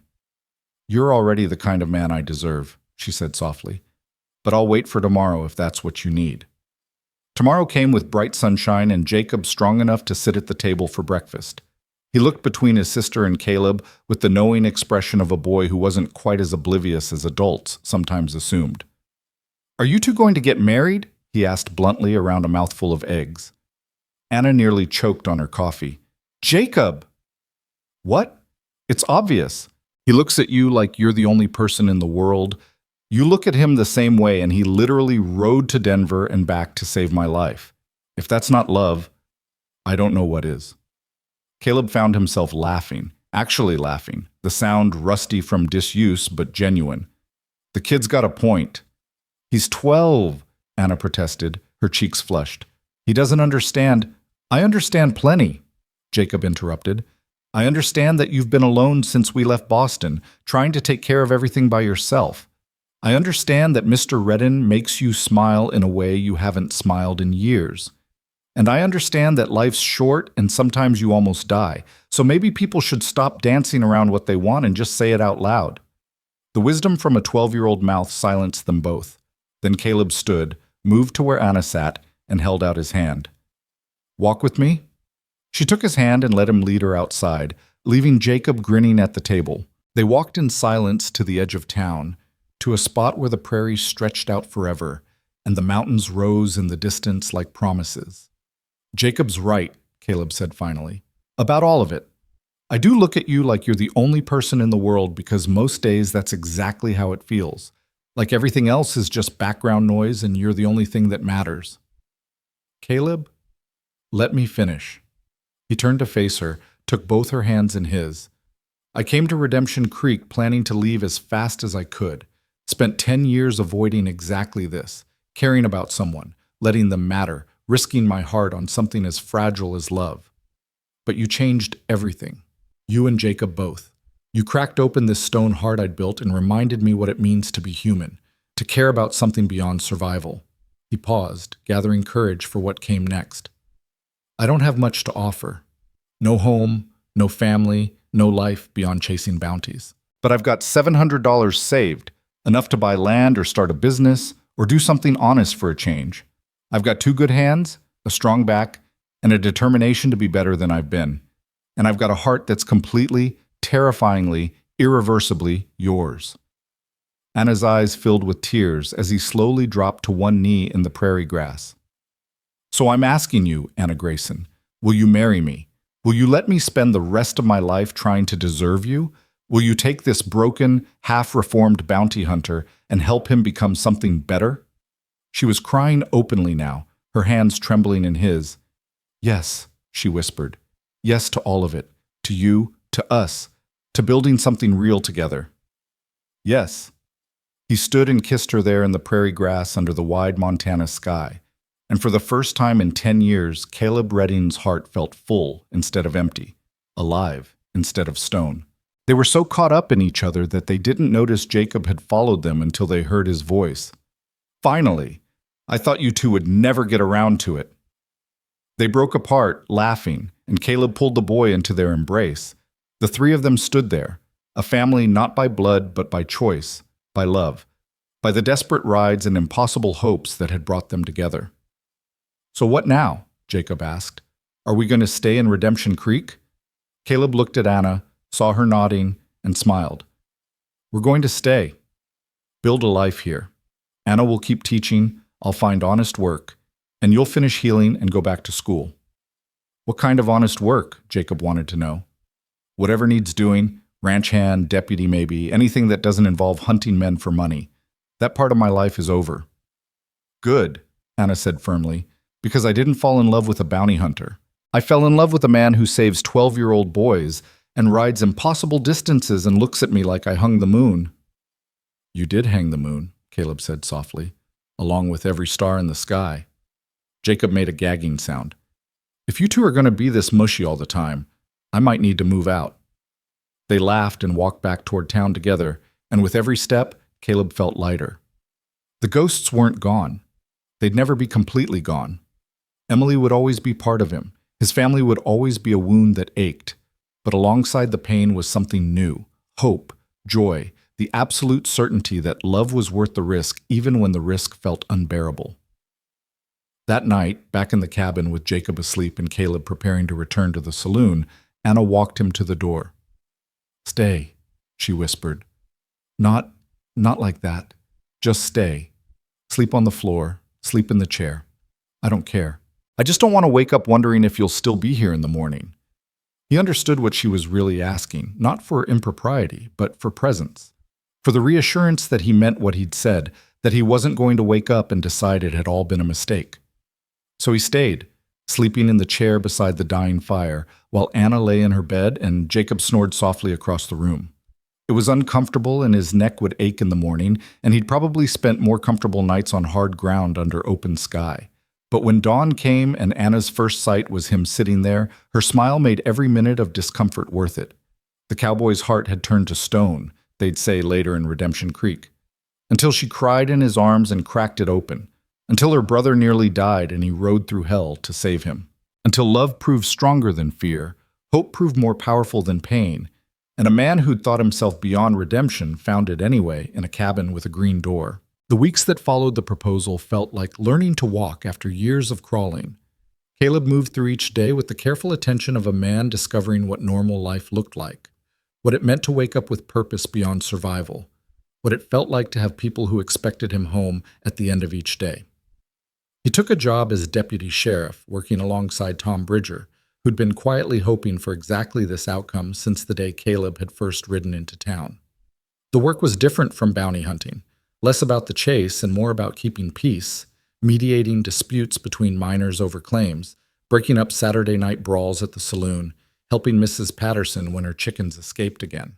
Simple work, honest work, the kind that let him sleep without his gun in his hand for the first time in a decade. Anna continued teaching, and Caleb found himself stopping by the schoolhouse some afternoons, ostensibly to check on things, but really just to watch her work. She had a gift for it, a patience with the children that amazed him, a way of making even the most reluctant student believe they could learn. He'd sit in the back row, hat in his hands, and listen to her explain geography or arithmetic, and think about how lucky he was that this brilliant, beautiful woman had chosen him. Jacob recovered completely, his strength returning day by day until he was back to being a normal 12-year-old boy, full of energy, questions, and mischief. He took to following Caleb around town when school let out, pestering him with questions about tracking and horses and what it was like to face down dangerous men. Caleb answered what he could, edited what he should, and found himself becoming something he'd never expected to be. A mentor, almost a father figure to this boy who'd nearly died twice. But not everything was easy. Some nights, Caleb woke from nightmares about Emily, about the war, about all the men he'd killed in 10 years of hunting. He'd sit up gasping, reaching for weapons that weren't there, his heart racing with remembered fear. Anna learned to recognize those nights, would appear at his door with tea and quiet presence, sitting with him until the demons faded back into the dark corners where they lived. And some days, the weight of staying in one place felt suffocating. The urge to ride out, to disappear into the territory where no one knew him and expectations didn't exist, would hit so hard that Caleb had to physically stop himself from saddling Rust. Those were the days when Anna would take his hand and say nothing, just hold on until the urge passed, until he remembered why staying was worth the discomfort of being known. 3 weeks after the proposal, Caleb rode out to a piece of land 5 miles from town, 20 acres with a creek running through it, good grass for horses, a stand of pine trees that would provide timber for building. The old prospector who owned it was heading to California and willing to sell cheap. Caleb looked at that land and saw not just earth and trees, but possibility. A home. A future. A place where he and Anna and Jacob could build something permanent.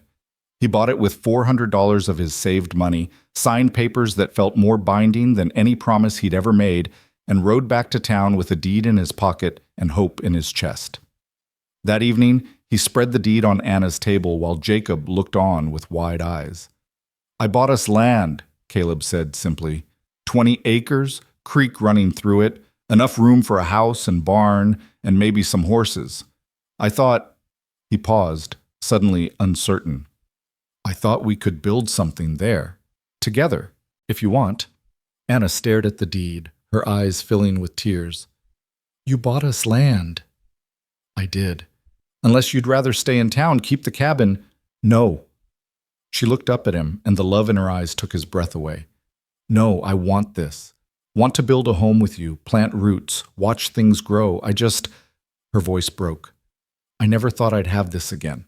A real home, a real future. After Boston, after everything fell apart, I thought I'd spend the rest of my life just surviving." "No more surviving," Caleb said firmly, taking her hands. "We're living now, all of us." "Can I have a horse?" Jacob asked hopefully.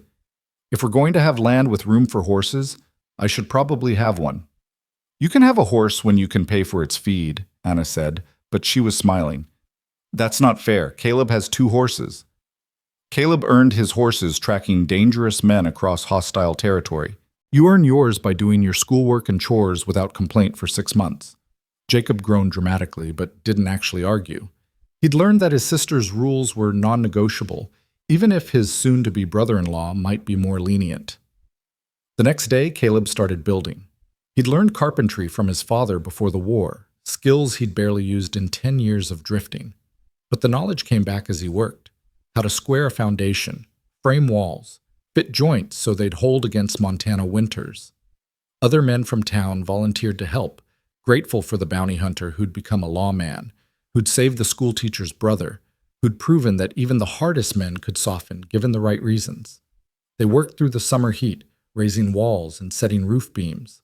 Anna brought lunch on days when school wasn't in session, and Caleb would stop work to eat with her, sitting in the shade of the half-built house and talking about their plans. Where the kitchen would be, how many rooms they'd need, whether to build a covered porch for evening sitting. Simple conversations, domestic and ordinary, exactly what Caleb had spent 10 years avoiding and now craved with an intensity that still surprised him. But even as the house took shape, even as their future became visible in wood and nails, darkness waited to test their newfound happiness. It came on a Saturday afternoon in late August, when Caleb was in the sheriff's office reviewing wanted posters. A stranger rode into town, tall, lean, with cold eyes and a gun worn low. Caleb recognized the type immediately, had been that type for too many years. This was a hunter, come looking for prey. The stranger tied his horse outside the saloon and came straight to the sheriff's office. He pushed through the door without knocking, his gaze fixing on Caleb with obvious recognition.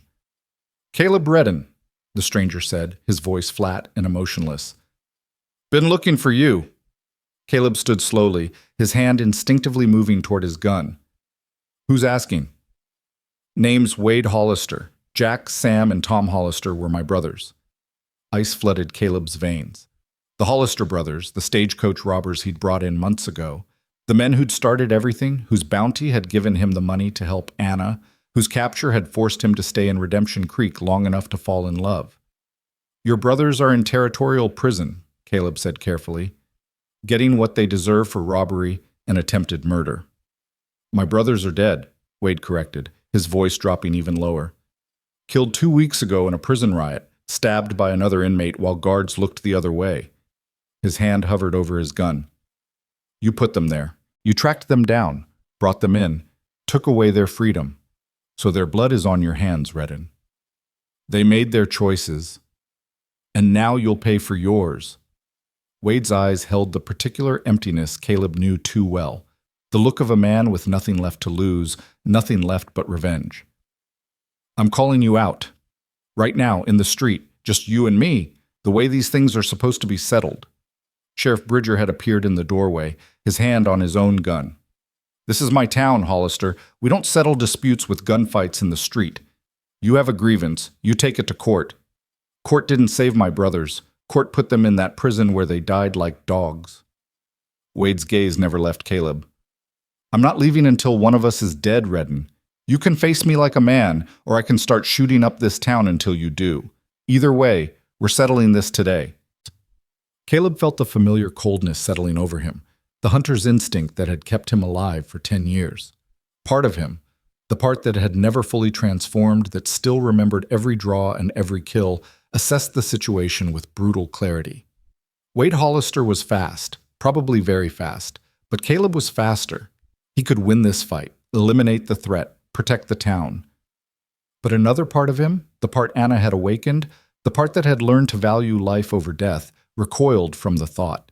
He'd promised himself he was done with killing, done with violence, done being the man with blood on his hands. He'd sworn to build something better, to be someone Anna and Jacob could be proud of. "Stand down, Hollister," Bridger said, moving between them. "I won't have murder in my streets." "Then stop me," Wade said simply, and drew. Everything happened in the space of a heartbeat. Wade's gun cleared leather, swinging toward Caleb.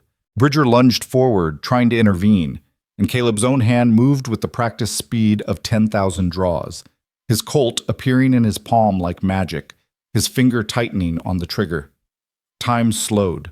Caleb saw Wade's gun coming up, saw the hammer pulling back, saw death approaching with mechanical precision.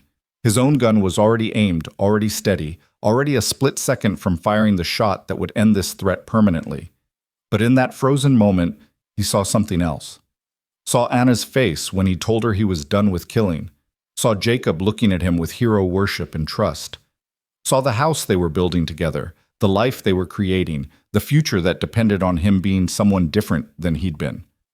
Saw that killing Wade Hollister, justified or not, would be a step backward into darkness he'd fought so hard to escape. His aim shifted. Instead of center mass, instead of the killing shot his instincts demanded, he aimed lower, fired once. The bullet took Wade in the shoulder, spinning him around and sending his gun flying. The man collapsed with a cry of pain and rage, clutching his wounded shoulder, blood seeping between his fingers. Bridger had his own gun out now, covering Wade, while Caleb kept his Colt trained on the wounded man. The street had erupted in chaos, people running for cover, voices shouting, the particular panic that accompanied gunfire in town.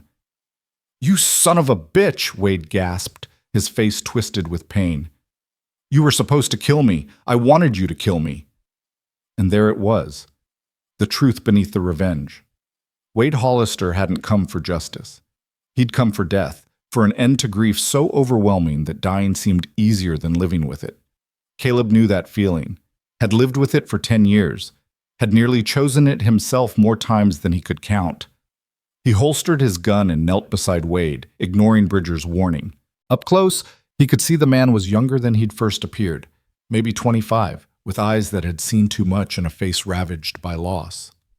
"Your brothers made bad choices," Caleb said quietly. "I'm sorry they died. But their choices don't have to be yours. You don't have to die here today." "I got nothing left," Wade said, and the despair in his voice was achingly familiar. "They were all the family I had, all that mattered. With them gone, what's the point?" "The point is that life goes on, even when we think it can't. The point is that grief doesn't have to define you. The point is—" Caleb paused, thinking about Anna, about Jacob, about the house taking shape on 20 acres of Montana land. "The point is that even when everything seems lost, sometimes second chances appear if you're brave enough to take them." Wade stared at him, blood dripping from his shoulder, confusion and pain warring on his face. "Why didn't you kill me? You had the shot." "Because I'm not that man anymore," Caleb said simply. "And I don't think you really want to be him either." Doc Harrison arrived to tend Wade's shoulder while Bridger hauled the young man to the jail.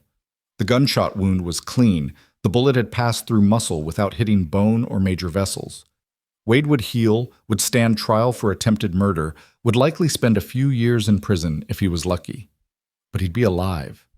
Would have time to grieve his brothers, to figure out who he was beyond their shadow, to decide whether he wanted to spend his life chasing revenge or building something better. Caleb watched them go, his hand trembling slightly as the adrenaline faded. He'd come so close to killing again, so close to reverting to the man he'd been.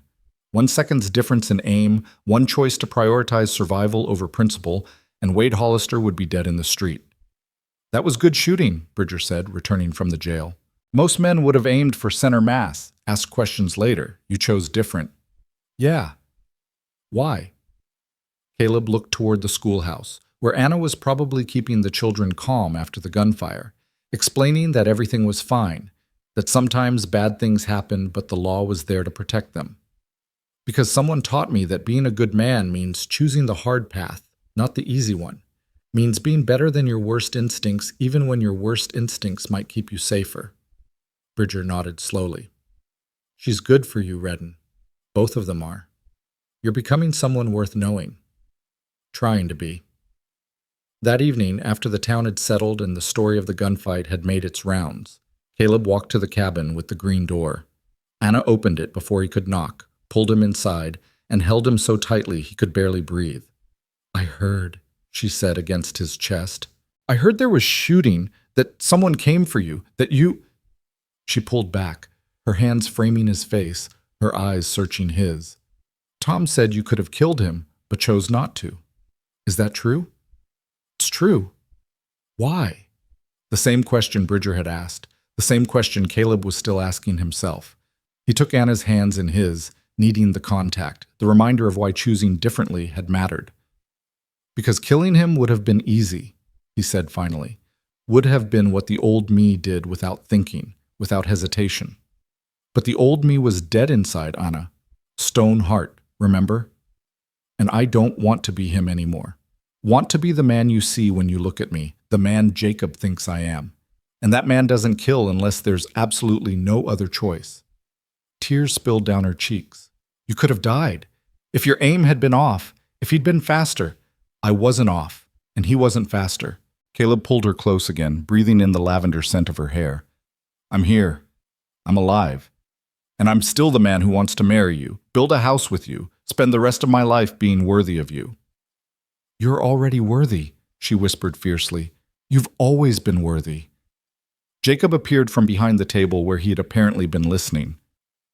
That was really brave what you did, not killing him even though you could have. It was necessary, Caleb corrected. Not sure about brave. It was both. Jacob came closer, looking up at Caleb with an expression too serious for a 12-year-old. My father used to say that any man can pull a trigger, but it takes a real man to know when not to. I think he'd have liked you, Mr. Redden. The words hit Caleb hard, reminding him of another father, another time, another life when such praise would have meant something. I think I'd have liked him too, kid. They sat together that evening, the three of them, talking about the day's events, about Wade Hollister and the burden of grief, about choices and consequences, and the difficulty of being better than your worst self. It was the kind of conversation Caleb had never had before.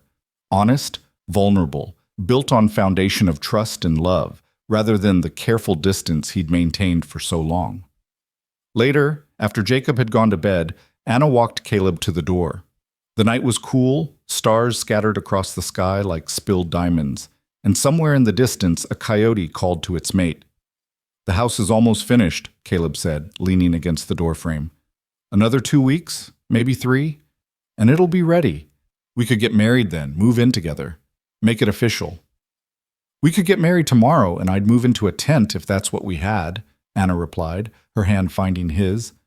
The house is wonderful, Caleb, but it's not what I'm marrying. I'm marrying you. The man who rode to Denver to save my brother, who chose not to kill when killing would have been easier, who's learning how to feel again despite how much it scares him. It terrifies me, he admitted quietly. Every day. Caring this much about someone, about multiple someones, knowing that losing you would destroy me worse than anything that came before. Building this life that feels so fragile, so easily shattered. Life is fragile, Anna said, stepping closer until they were almost touching. Love is risky. Loss is always possible. But the alternative is what you had before. Stone heart, empty days, existence without meaning. And I refuse to believe that's better than this, than us, than choosing to love despite the risk. She was right, of course. She was always right about the things that mattered most. Caleb pulled her into his arms, held her close, and let himself feel the full weight of his love for her. Terrifying, overwhelming, absolutely worth every moment of fear it brought. Marry me next week, he said suddenly. Don't wait for the house to be finished. Marry me as soon as we can arrange it, and we'll figure out the rest as we go. Anna pulled back just enough to look at him, surprise and joy lighting her face. Next week? Unless that's too soon, it's perfect. She laughed, the sound pure and bright. It's absolutely perfect. They were married 7 days later in the small church with the crooked steeple, the whole town turning out to witness the union of the reformed bounty hunter and the Boston schoolteacher. Anna wore a simple dress she'd altered herself, cream-colored with lace at the collar, her hair pinned up with wild flowers Jacob had picked that morning. Caleb wore new clothes bought for the occasion, dark trousers, white shirt, a vest that still felt too formal but made Anna smile when she saw him. Sheriff Bridger stood as Caleb's best man, and Doc Harrison gave Anna away since she had no father to perform the duty. Jacob sat in the front row, grinning so widely his face must have hurt, obviously pleased with himself for the role he'd played in bringing them together. The ceremony was simple, the words traditional, but when the preacher asked if Caleb would take Anna as his wife, his voice cracked with emotion as he said, "I will." And when Anna said the same, her blue eyes locked on his face, Caleb felt something shift fundamentally inside him. The last pieces of stone crumbling away, replaced by something warm and alive and infinitely more valuable. They kissed as husband and wife, and the church erupted in applause.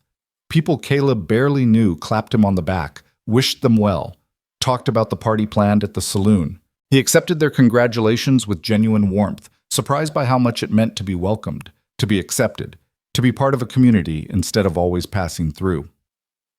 The celebration lasted into the evening. Food, music, dancing that Caleb protested he didn't know how to do until Anna pulled him onto the floor and showed him it was easier than he'd thought. They swayed together while someone played a fiddle, her head against his chest, his arms around her, and Caleb thought about the long, dark years that had led to this moment. Every loss, every hunt, every lonely night had somehow been a path leading here. To this woman, this town, this chance at redemption he'd never expected to receive. The thought should have been comforting, should have made the past make sense. But late that night, lying in a room at the boarding house Mrs.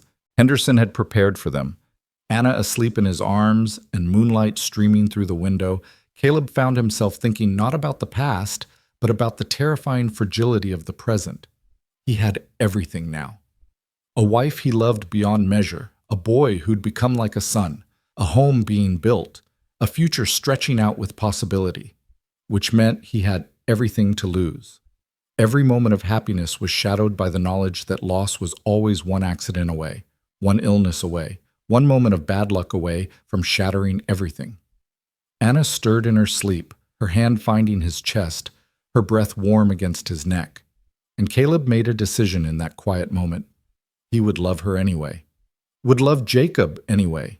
Would build their life and protect their future with everything he had, knowing full well it might not be enough, knowing that loving them gave them the power to destroy him. Because the alternative was going back to being the man with the stone heart, and that man had been dead long before Anna Grayson cracked him open and taught him to live again. The next weeks passed in a blur of finishing the house, moving their meager possessions into rooms that smelled of fresh pine and new beginnings, arranging furniture and hanging curtains, and making a house into a home. Jacob chose the smaller bedroom, declaring he needed less space since he'd be outside most of the time anyway. Anna claimed the kitchen as her domain, though she insisted Caleb learn to cook at least a few basic meals so she wouldn't have to do all the work. They settled into married life with surprising ease, finding rhythms that worked for them. Caleb worked his deputy shifts, helped neighboring ranchers with problems, slowly built a reputation as a fair lawman who preferred talking to shooting. Anna continued teaching, came home to cook supper, spent evenings grading papers while Caleb repaired things around the property. Jacob studied, did chores, and pestered Caleb to teach him tracking skills that Caleb reluctantly agreed to share. It was normal, domestic, exactly the kind of life Caleb had never imagined wanting, and now couldn't imagine living without. But autumn brought with it a test that would push their newfound happiness to its breaking point. Jacob had been healthy for months, strong and energetic and showing no signs of the illness that had nearly killed him. But one October morning he woke coughing, just a small cough. Nothing alarming, probably just a cold from the changing weather. Anna tried not to worry. Caleb tried to be reassuring, but both of them heard the echo of those terrible days in spring, remembered how quickly a simple cough had turned into pneumonia, how close they'd come to losing him. By the second day, the cough was worse. By the third, Jacob had a fever. By the fourth, Anna's calm facade had cracked completely, her fear rising like floodwater, threatening to drown them all. "It's just a cold," Dr. Harrison said after examining Jacob. "His lungs sound clear, the fever's mild, nothing like before." "You don't know that," Anna said, her voice sharp with barely controlled panic. "You said he'd be fine before, and he nearly died. Twice." Mrs. Redden," Harrison corrected himself, still adjusting to her new name. "I understand your fear, but Jacob is stronger now. His lungs have healed, and this illness shows none of the warning signs of pneumonia. I truly believe he'll be fine." But Anna couldn't believe it. The fear that had taken root during those terrible days had grown deep, and now every cough from Jacob's room sent her spiraling into remembered horror. She barely slept, checking on him every hour, her hand constantly reaching for his forehead to check his temperature. Caleb watched her deteriorating with helpless frustration. He tried to comfort her, tried to remind her that Harrison knew his business, tried to point out that Jacob was actually doing better each day despite her fears. But Anna couldn't hear it. The trauma of nearly losing her brother had carved something permanent into her psyche, left her unable to trust that good things could last, that the people she loved weren't always one breath away from being taken from her. On the fifth night, Caleb found her in Jacob's room at 2 a.m, sitting beside his bed with tears streaming silently down her face while the boy slept peacefully. "Anna," he said softly from the doorway, "come to bed. You need rest." "What if he stops breathing?" she whispered. "What if I go to sleep and he stops breathing and I'm not here to help him?" "He's not going to stop breathing. Harrison said—" "Harrison doesn't know everything." Her voice rose, sharp with desperation. "He said Jacob would be fine before, and he wasn't fine. He almost died, Caleb. In my arms, he almost died, and I can't—" She broke down completely, sobs shaking her shoulders. "I can't go through that again. I can't watch him die. I'd rather die myself than watch him die." Caleb crossed the room and pulled her into his arms, feeling her pain like it was his own. This was what he'd feared, not loss itself, but the waiting for loss, the constant terror that happiness was temporary, that loving someone meant living in perpetual fear of losing them. "Listen to me," he said firmly, his hands on her shoulders, forcing her to meet his eyes. "Jacob is not dying. He has a cold, nothing more. Yes, it's scary. Yes, it reminds us of what happened before, but we can't let fear destroy the good things we have now." "How do you do it?" Anna demanded, pulling away from him. "How do you care about us without being terrified every second? You've lost people before, lost them in terrible ways. How are you not paralyzed with fear that it'll happen again?" The question cut deep because she was right. He was terrified. Every single day, the fear lurked in the back of his mind, whispering that this was too good to last, that loving them this much meant their loss would annihilate him. "I am terrified," he admitted quietly, "every moment. But I made a choice, Anna. Made it the night you cracked my stone heart open and showed me what living actually meant. I chose to love you anyway, to love Jacob anyway, knowing full well it might destroy me. Because the alternative, going back to being empty, being dead inside, being safe but alone, that's not living. That's just surviving, and I'm done with survival." "But what if—" "There is no what if," he interrupted gently. "There's only now. Right now, Jacob is sleeping peacefully in that bed. Right now, his fever is gone and his lungs are clear. Right now, we have a home and a life and each other. That's all we get, Anna, just right now. And we can either spend it paralyzed with fear about what might happen, or we can trust that we're strong enough to face whatever comes." She stared at him, her face ravaged by sleeplessness and fear. And slowly, so slowly, he saw something shift in her expression. Acceptance, maybe. Or simply exhaustion too profound to fight anymore. "I don't know how to stop being afraid," she whispered. "Neither do I," he admitted. "But maybe we figure it out together. Maybe every morning we wake up and choose to trust instead of fear. Choose to live instead of just exist. Choose to believe that love is worth the risk, even when the risk feels unbearable." Anna collapsed against him, crying in great heaving sobs that seemed to come from somewhere deep and wounded. Caleb held her through it all, his own eyes burning with unshed tears, his heart aching for the pain she carried, for the trauma that had carved itself so deeply. They stood like that for long minutes while Jacob slept on, oblivious to the emotional storm raging beside his bed. Finally, Anna's sobs quieted to hiccups, then to silence. She pulled back, wiped her eyes, and looked at her brother with something closer to peace. "He's really okay," she said, not quite a question. "He's really okay. And if he's not, if something does happen, then we face it together," Caleb said firmly. "You don't carry that fear alone anymore, Anna. You have me. Whatever comes, whatever happens, we face it as a family. You, me, and that stubborn kid who refuses to die no matter how hard fate tries." She laughed, the sound watery but genuine. "He is stubborn, isn't he? Wonder where he gets it." Anna let Caleb lead her back to their bedroom, let him tuck her into bed, let exhaustion finally claim her. And when she woke late the next morning to find Jacob downstairs eating breakfast and complaining about missing school, the relief on her face was worth every sleepless hour. The cold passed within a week, leaving Jacob healthy and Anna slowly rebuilding the trust that trauma had shattered. It was a process, Not a single moment, learning to believe again that good things could last, that the people she loved weren't always on the verge of being taken from her. But she learned it day by day, with Caleb beside her reminding her to choose trust over fear, to choose life over mere survival. November brought the first snow, blanketing their 20 acres in white and turning the world into something quiet and clean. Caleb stood on their porch one morning, coffee in hand, watching the sun rise over snow-covered hills, and felt something he'd never expected to feel again. Peace. Not the absence of fear.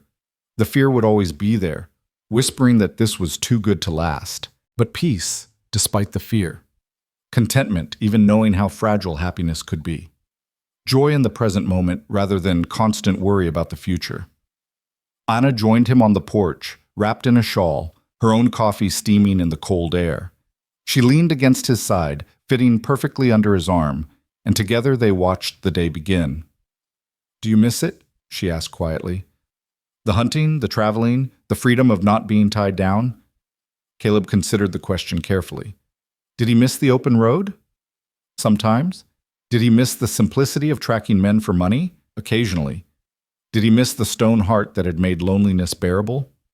No, he said finally, and meant it completely. "I don't miss any of it. This," he gestured to the house behind them, to the land around them, to her beside him. "This is what I was missing all those years without knowing it. Purpose, connection, a reason to wake up beyond simple survival. You gave me that, Anna. You and Jacob both. Gave me back my life when I thought it was already over." She turned to look up at him, her blue eyes bright in the morning light. "We gave each other life. You saved Jacob, yes, but you saved me too. Saved me from believing I was alone, that I had to carry everything by myself, that no one would ever see past my fear to the person underneath." He kissed her there on the porch, slow and deep, pouring everything he couldn't say into that kiss. When they pulled apart, she was smiling, and the sight of her happiness made every difficult choice, every moment of fear, every step away from his old life feel worth it. "I love you, Caleb Redden," she said softly. "Stone heart and all." "No stone left," he replied, his hand over his chest where his heart beat strong and steady. "You cracked it all away. Now it's just flesh and blood and terrifyingly vulnerable to everything that might hurt it, but I wouldn't change it for anything." They stood together watching the snow fall, two people who'd found each other against all odds, who'd chosen love despite its risks, who'd built something real and permanent in a world that specialized in taking things away. Inside, they could hear Jacob moving around, probably getting ready for school. Normal sounds, domestic sounds, the kind that once would have made Caleb run for the hills. Now they sounded like home.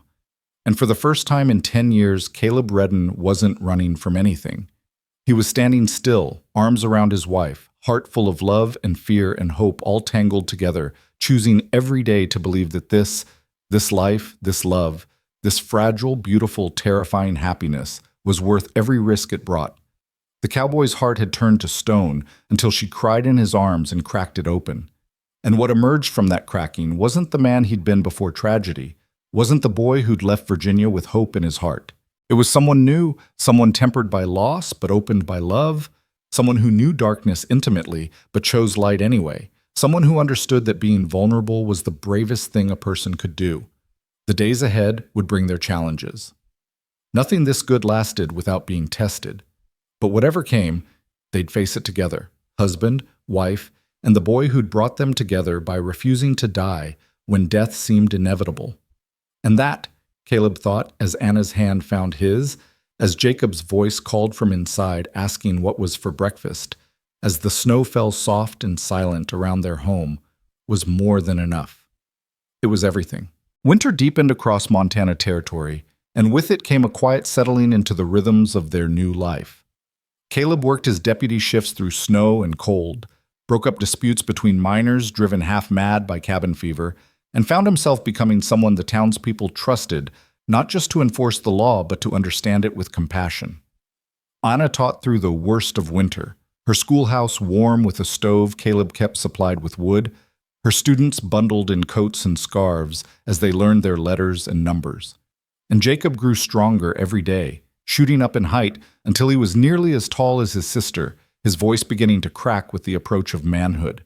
He helped Caleb with evening chores, learned to track deer through fresh snow, absorbed every lesson about reading land and weather, and the thousand small skills that meant survival in this hard country. They were happy, not perfectly, not without struggles, but genuinely, deeply happy in the way that comes from choosing each other every day, from building something real together, from learning to trust that good things could last even when experience suggested otherwise. But fate, it seemed, had one more test waiting for them. It came in late February, on a night so cold that frost painted intricate patterns on the windows and breath turned to ice crystals in the air. Anna had been feeling tired for weeks, fighting nausea that she attributed to something she'd eaten, sleeping more than usual and blaming it on the shortened winter days. But that night, when she collapsed in the kitchen while preparing supper, when Caleb caught her before she hit the floor and felt how warm her skin was despite the cold house, fear crashed through him with devastating force. "Anna!"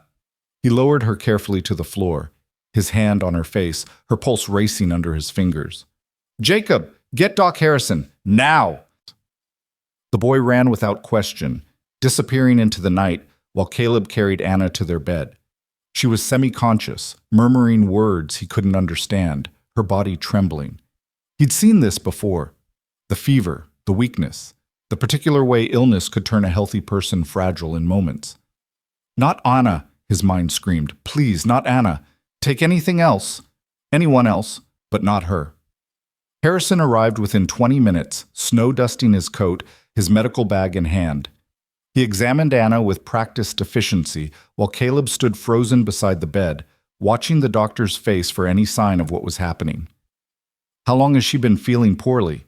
Harrison asked, checking her pulse, listening to her breathing. "Weeks," Caleb managed. "Tired, nauseous. We thought it was just winter, maybe something she ate." "And you didn't think to call me sooner?" Harrison's voice was sharp with frustration. "She said she was fine, said it was nothing." Caleb's hands clenched into fists. "What's wrong with her, Doc? Is it pneumonia? Something worse?" Harrison straightened from his examination, his expression complicated. Concern mixed with something else that Caleb couldn't immediately identify. "She's very sick, that's certain. High fever, elevated heart rate, signs of infection. But Caleb—" He paused, choosing his words carefully. "She's also pregnant. About 3 months along, I'd estimate." The words hit like a physical blow. Pregnant. Anna was carrying their child. They were going to be parents. The news should have been joyous, overwhelming in the best possible way. Instead, all Caleb could think was that pregnancy made everything more dangerous, that whatever was making her sick could harm the baby, that he might lose not just Anna, but the child they'd created together. "Will she be okay?" His voice came out rough, broken. "The baby—" "I don't know yet," Harrison admitted with brutal honesty. "The fever is dangerously high. If I can't bring it down, if the infection spreads—" He didn't finish the sentence, didn't need to. Jacob appeared in the doorway, his face white with fear. "Is she going to die?" "No," Caleb said with more certainty than he felt. "She's not going to die. We won't let her." Harrison began treatment immediately, cold compresses to bring down the fever, medicines from his bag, instructions for care that Caleb absorbed with desperate attention. But as the night wore on and Anna's fever climbed higher, as she began to thrash and cry out in delirium, Caleb felt his carefully constructed world threatening to shatter completely. He'd survived losing Emily, losing his family, surviving 10 years of emptiness because he'd had nothing left to lose.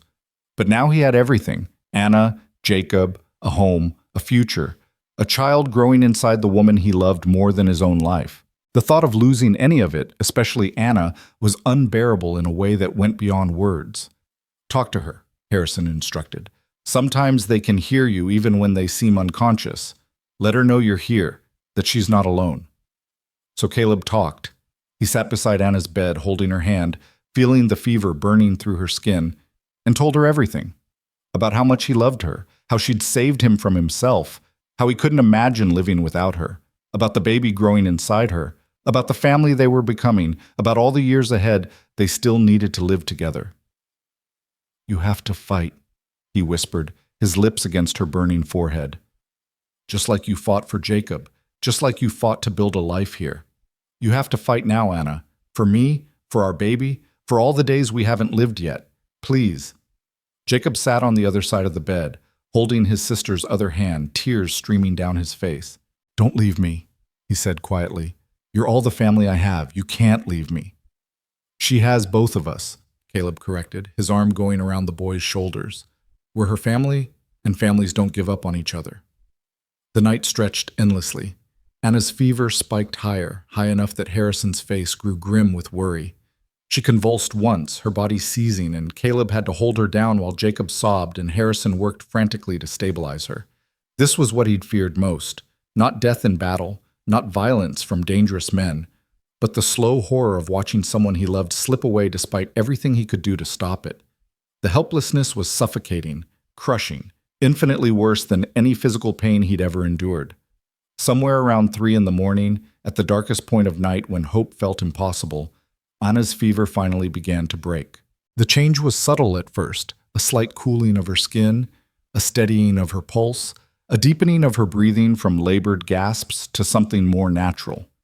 Harrison checked her carefully, allowing himself a cautious smile. The fever's dropping. The crisis is passing. She's still very weak, still needs careful monitoring, but I think... He looked at Caleb's ravaged face and spoke with conviction. I think she's going to make it. Caleb's legs gave out. He collapsed beside the bed, his head on Anna's chest, listening to the steady beat of her heart, and wept like he hadn't wept since Emily's death. Relief, fear, love, gratitude, everything he'd been holding back through the long night poured out in great, racking sobs that shook his whole body. Jacob wrapped his arms around Caleb from behind, the boy crying too, and they stayed like that until the tears finally exhausted themselves. When Caleb could breathe again, could think again, he looked up at Harrison through blurred vision. The baby?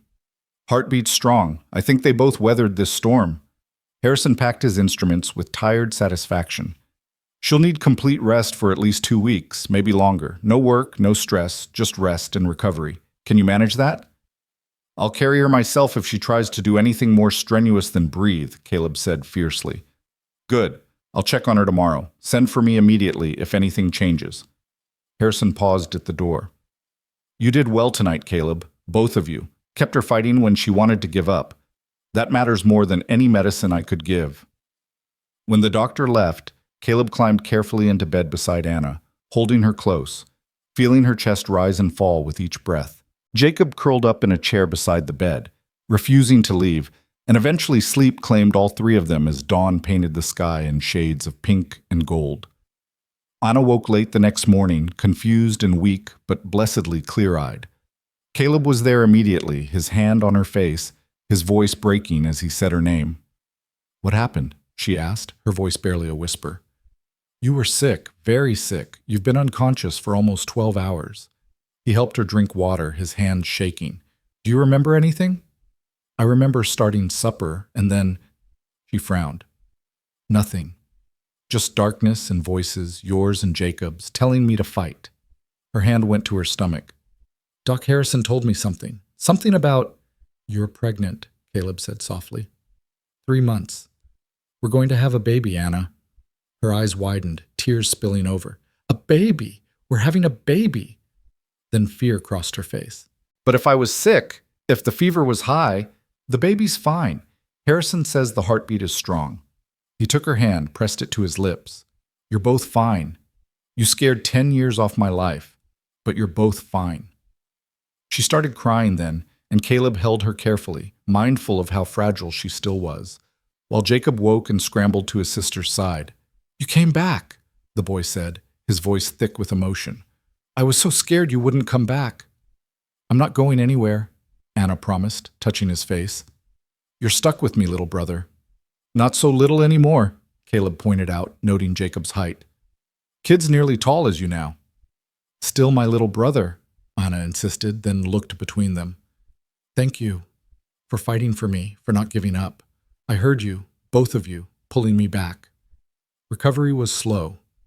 Anna chafed at being confined to bed, argued that she needed to get back to teaching, insisted she was fine despite obvious exhaustion. But Caleb was immovable, enforcing Harrison's orders with gentle firmness, carrying her when she tried to do too much, reminding her that resting wasn't weakness but necessary care for herself and their baby.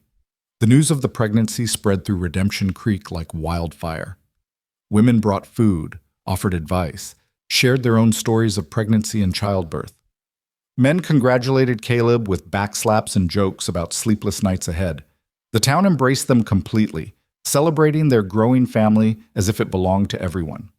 Sheriff Bridger hired a temporary teacher to cover Anna's classes, waving away her protests about the expense.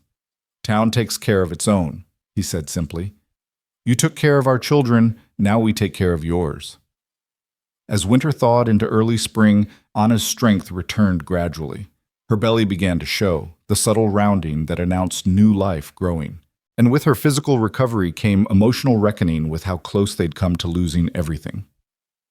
One evening in March, when the snow had mostly melted and the first green shoots were appearing, Anna and Caleb sat on their porch watching the sunset.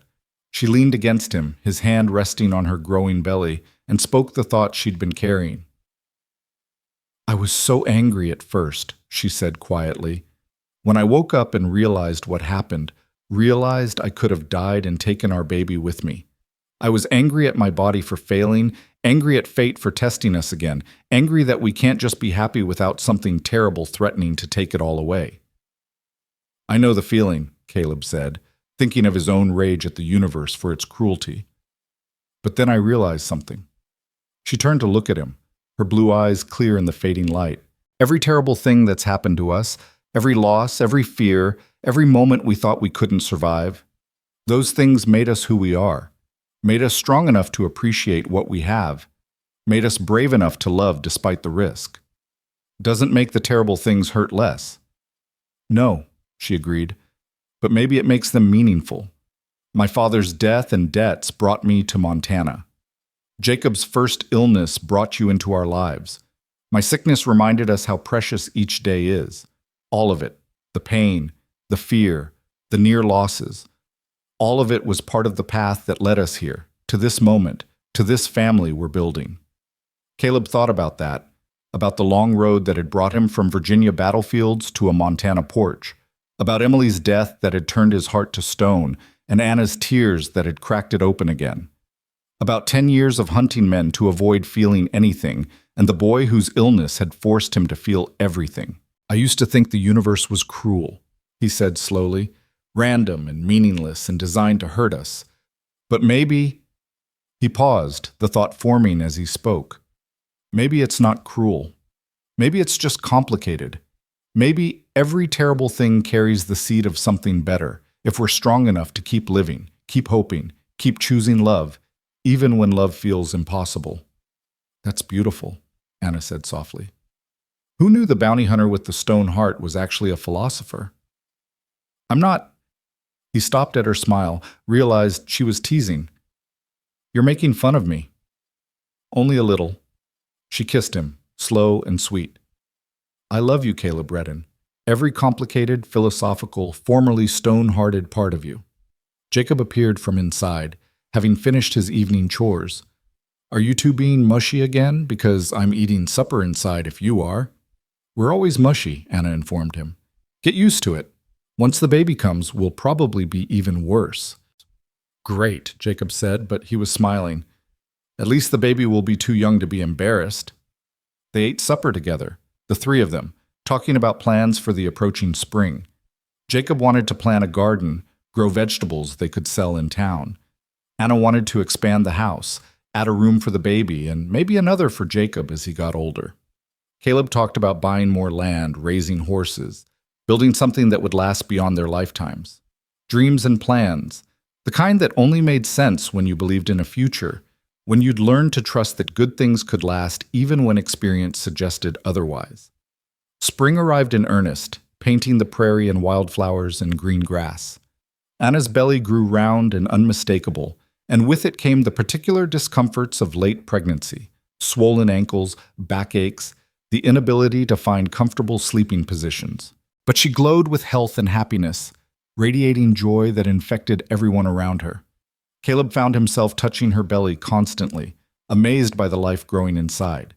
When the baby started kicking, he'd spend hours with his hand pressed against her stomach, feeling those tiny movements, marveling that something so small could already be so strong. "What should we name it?" Anna asked one evening, the baby particularly active under Caleb's palm. "Haven't thought about it." "Liar. I've seen you thinking about it. What names have you considered?" He was quiet for a moment, thinking about names that mattered, about the people who'd shaped their journey. "For a boy, Jacob, after your brother, and because it means someone who struggles with God and prevails. Feels appropriate for this family." Anna's eyes filled with tears. "And for a girl?" "Grace," he said softly. Because grace is what we've been given, undeserved mercy, unearned second chances, love we didn't think we deserved. Grace is what pulled me out of darkness, what saved us both, what gave us this life." "Grace," Anna repeated, testing the name. "I love it. Grace Redden. Or Jacob Redden, if it's a boy. Either way, they'll be loved," Anna said firmly. "Loved and protected and taught that even when life is hard, even when terrible things happen, choosing love and hope and family is always worth it." The actual Jacob, listening from across the room where he was supposedly doing homework, spoke up. "You know I'm going to be insufferable if you name the baby after me, right?" "You're already insufferable," Anna replied sweetly, "but we love you anyway." Summer brought its own challenges. Anna grew huge, uncomfortable in the heat, tired of being pregnant and eager to meet their child. Caleb fretted constantly, watching her every move, driving her to distraction with his hovering concern. "I'm not made of glass," she snapped one particularly hot afternoon. "Women have been having babies since the beginning of time. I'll be fine." "I know you'll be fine," Caleb said, though his face suggested he believed no such thing. You just worry because that's what you do now. You've gone from the man who felt nothing to the man who feels everything, and you don't know how to find middle ground." She softened, taking his hand. "I appreciate the concern, truly, but you need to trust that I'm strong enough for this, that my body knows what to do, that we're going to be okay. What if something goes wrong? Then we face it together, just like we've faced everything else." She pulled him close, resting his hand on her enormous belly. "But nothing is going to go wrong. I feel it in my bones. This baby is meant to be here, meant to be ours. We've been tested enough. This time, everything is going to be perfect." She was right, though the labor when it came in late August was anything but easy. Anna's water broke just before dawn on a humid morning, and by the time Harrison arrived, she was already deep in labor's grip. Caleb wanted to be with her, wanted to hold her hand through the pain, but Harrison shooed him out of the room with stern instructions to boil water and stay out of the way. So he paced the main room with Jacob, both of them wincing at every cry from the bedroom, both of them feeling helpless and terrified. "Is it supposed to sound like that?" Jacob asked nervously after a particularly intense scream. "I have no idea," Caleb admitted. "But Harrison seems calm, so I'm trying to believe that's a good sign." Hours passed. The sun climbed higher, the day growing hot and sticky. Anna's labor continued, her cries weakening with exhaustion, and Caleb was seriously considering breaking down the door and demanding to be let in when he heard it. A baby's cry. Thin, outraged, absolutely perfect. Harrison appeared in the doorway, his face tired but smiling. "Congratulations, Redden. You have a son, strong, healthy, with an impressive set of lungs." Caleb couldn't move, couldn't speak, couldn't do anything but stand there as the reality crashed over him. A son. He had a son. He was a father. "Can I—" His voice cracked. "Can I see them?" "Give us a few minutes to get cleaned up. Then, yes." Those few minutes felt like hours. Caleb stood frozen in the main room, Jacob beside him with tears running down his face, both of them waiting to meet the newest member of their family. Finally, Harrison opened the door and gestured them inside. Anna lay in the bed, exhausted but radiant, her hair damp with sweat and her face glowing with joy. And in her arms, wrapped in a blanket Anna had sewn months ago, was the smallest person Caleb had ever seen. His son. He approached the bed on unsteady legs, his vision blurring with tears he didn't try to hide. Anna smiled up at him, shifted the bundle in her arms, and said, "Caleb, meet Jacob. Jacob, meet your father." Caleb looked down at the tiny face, eyes scrunched shut, mouth opening in a yawn, one small fist waving in the air. Perfect. Absolutely perfect in every way. Jacob, he whispered, touching one impossibly small hand with one calloused finger. The baby's hand closed around his finger instinctively, and Caleb felt something break open in his chest. Not the cracking of stone this time, but the overflow of love so profound it physically hurt. Would you like to hold him? Anna asked. I don't know how. Neither did I until 10 minutes ago. We'll figure it out together. She showed him how to support the baby's head, how to cradle the tiny body against his chest. And when Caleb held his son for the first time, when he felt that small weight in his arms and looked down at the face that was somehow both his and Anna's combined, he wept. These weren't the bitter tears of loss that had defined so much of his life. These were tears of joy, gratitude, overwhelming love for this tiny person who already had complete power to destroy him, and somehow that was okay. Because this was what life was supposed to be, not avoiding pain, not hiding from feeling, but loving completely despite knowing how much it could hurt.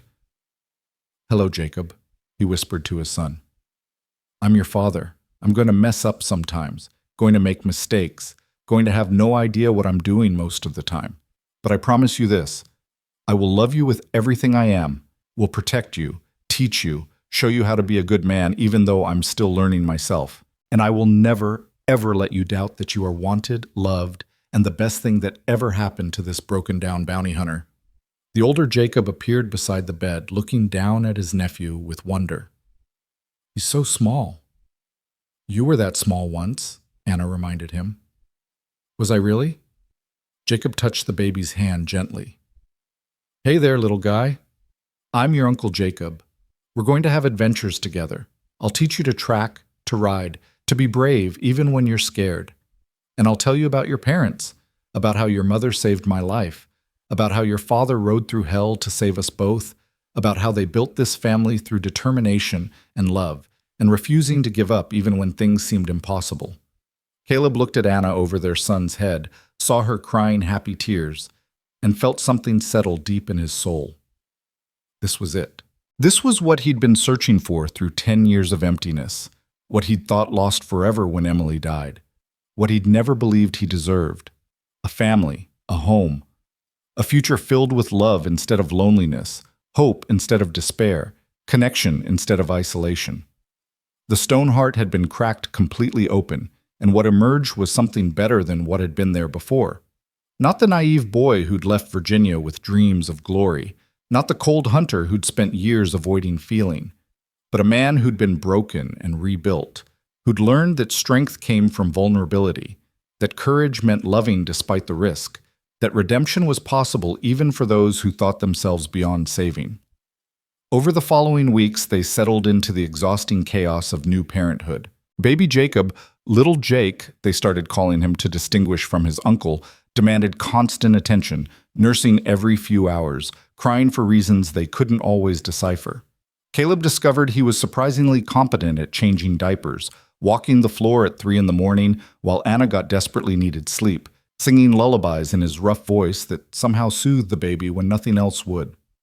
Jacob the elder took his role as uncle seriously, helping however he could, entertaining the baby with silly faces and songs, proving himself mature beyond his 13 years. They were exhausted, overwhelmed, occasionally frustrated beyond words, but they were also happier than any of them had ever been. One cool September evening, when Jake was finally sleeping after a particularly fussy day, Caleb stood on the porch watching the sun set over the prairie. Anna joined him, slipping under his arm, both of them savoring the rare moment of quiet. "Do you ever think about how we got here?" she asked softly. "All the impossible coincidences, the near misses, the moments that could have gone completely differently." "All the time," he admitted. "If I hadn't stopped in Redemption Creek that day, if I hadn't been in the saloon when you asked Patterson for help, if I'd ridden out the next morning like I'd planned, we never would have met," Anna finished. "Jacob would have died. I would have been alone, and you'd still be out there hunting men and pretending you didn't have a heart. Instead, I'm here, deputy sheriff, husband, father, living in a house I built with my own hands, raising a family I never thought I'd have." He pulled her closer. "Feels like a dream sometimes. Like I'm going to wake up and discover it was all my imagination, that I'm still that cold-hearted bounty hunter drinking himself to death in some saloon. It's not a dream, Anna said firmly. It's real. We're real. And we fought too hard for this life to let doubt steal it from us. She was right, of course. This was real. The house, the family, the love that had rebuilt him from the inside out. Real and precious and worth every moment of fear it brought. I love you, he said simply, because some truths were too important not to speak aloud. I love you more than I knew it was possible to love someone. You saved me, Anna. Saved me from myself, from the stone heart that was killing me slowly. You and Jacob, and now little Jake, you're the reason I wake up every morning believing life is worth living. And you saved me, she replied. Saved me from loneliness, from believing I had to carry everything alone, from thinking I'd never find someone who saw me, really saw me, and chose to love what they found. She turned in his arms to face him. We saved each other, Caleb. That's what love does. It doesn't fix everything, doesn't make life easy or pain-free, but it gives you a reason to keep fighting, keep hoping, keep choosing joy, even when joy feels impossible. From inside, Jake began to cry, a thin, demanding wail that meant he was hungry and wanted attention immediately. Anna sighed but smiled. That's our cue.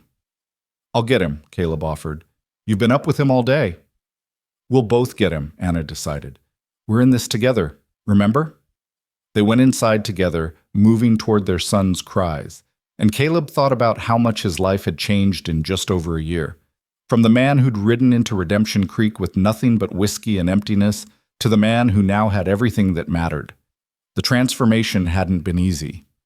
He still had nightmares sometimes, still woke reaching for guns that weren't there, still struggled with the weight of love, with the constant fear that losing his family would destroy him more completely than any bullet ever could. The ghosts of his past hadn't disappeared.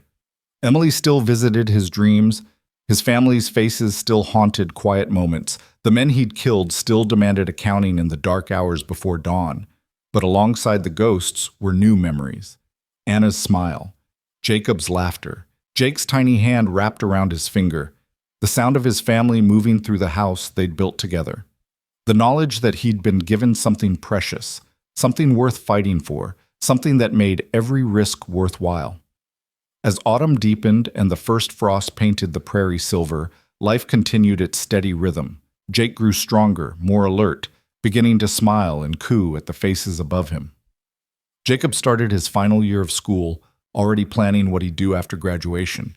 Maybe become a doctor like Harrison, maybe run the ranch with Caleb, maybe head to college back east if they could afford it. Anna returned to teaching part-time, bringing Jake with her to school, the children delighted to have a baby in their classroom.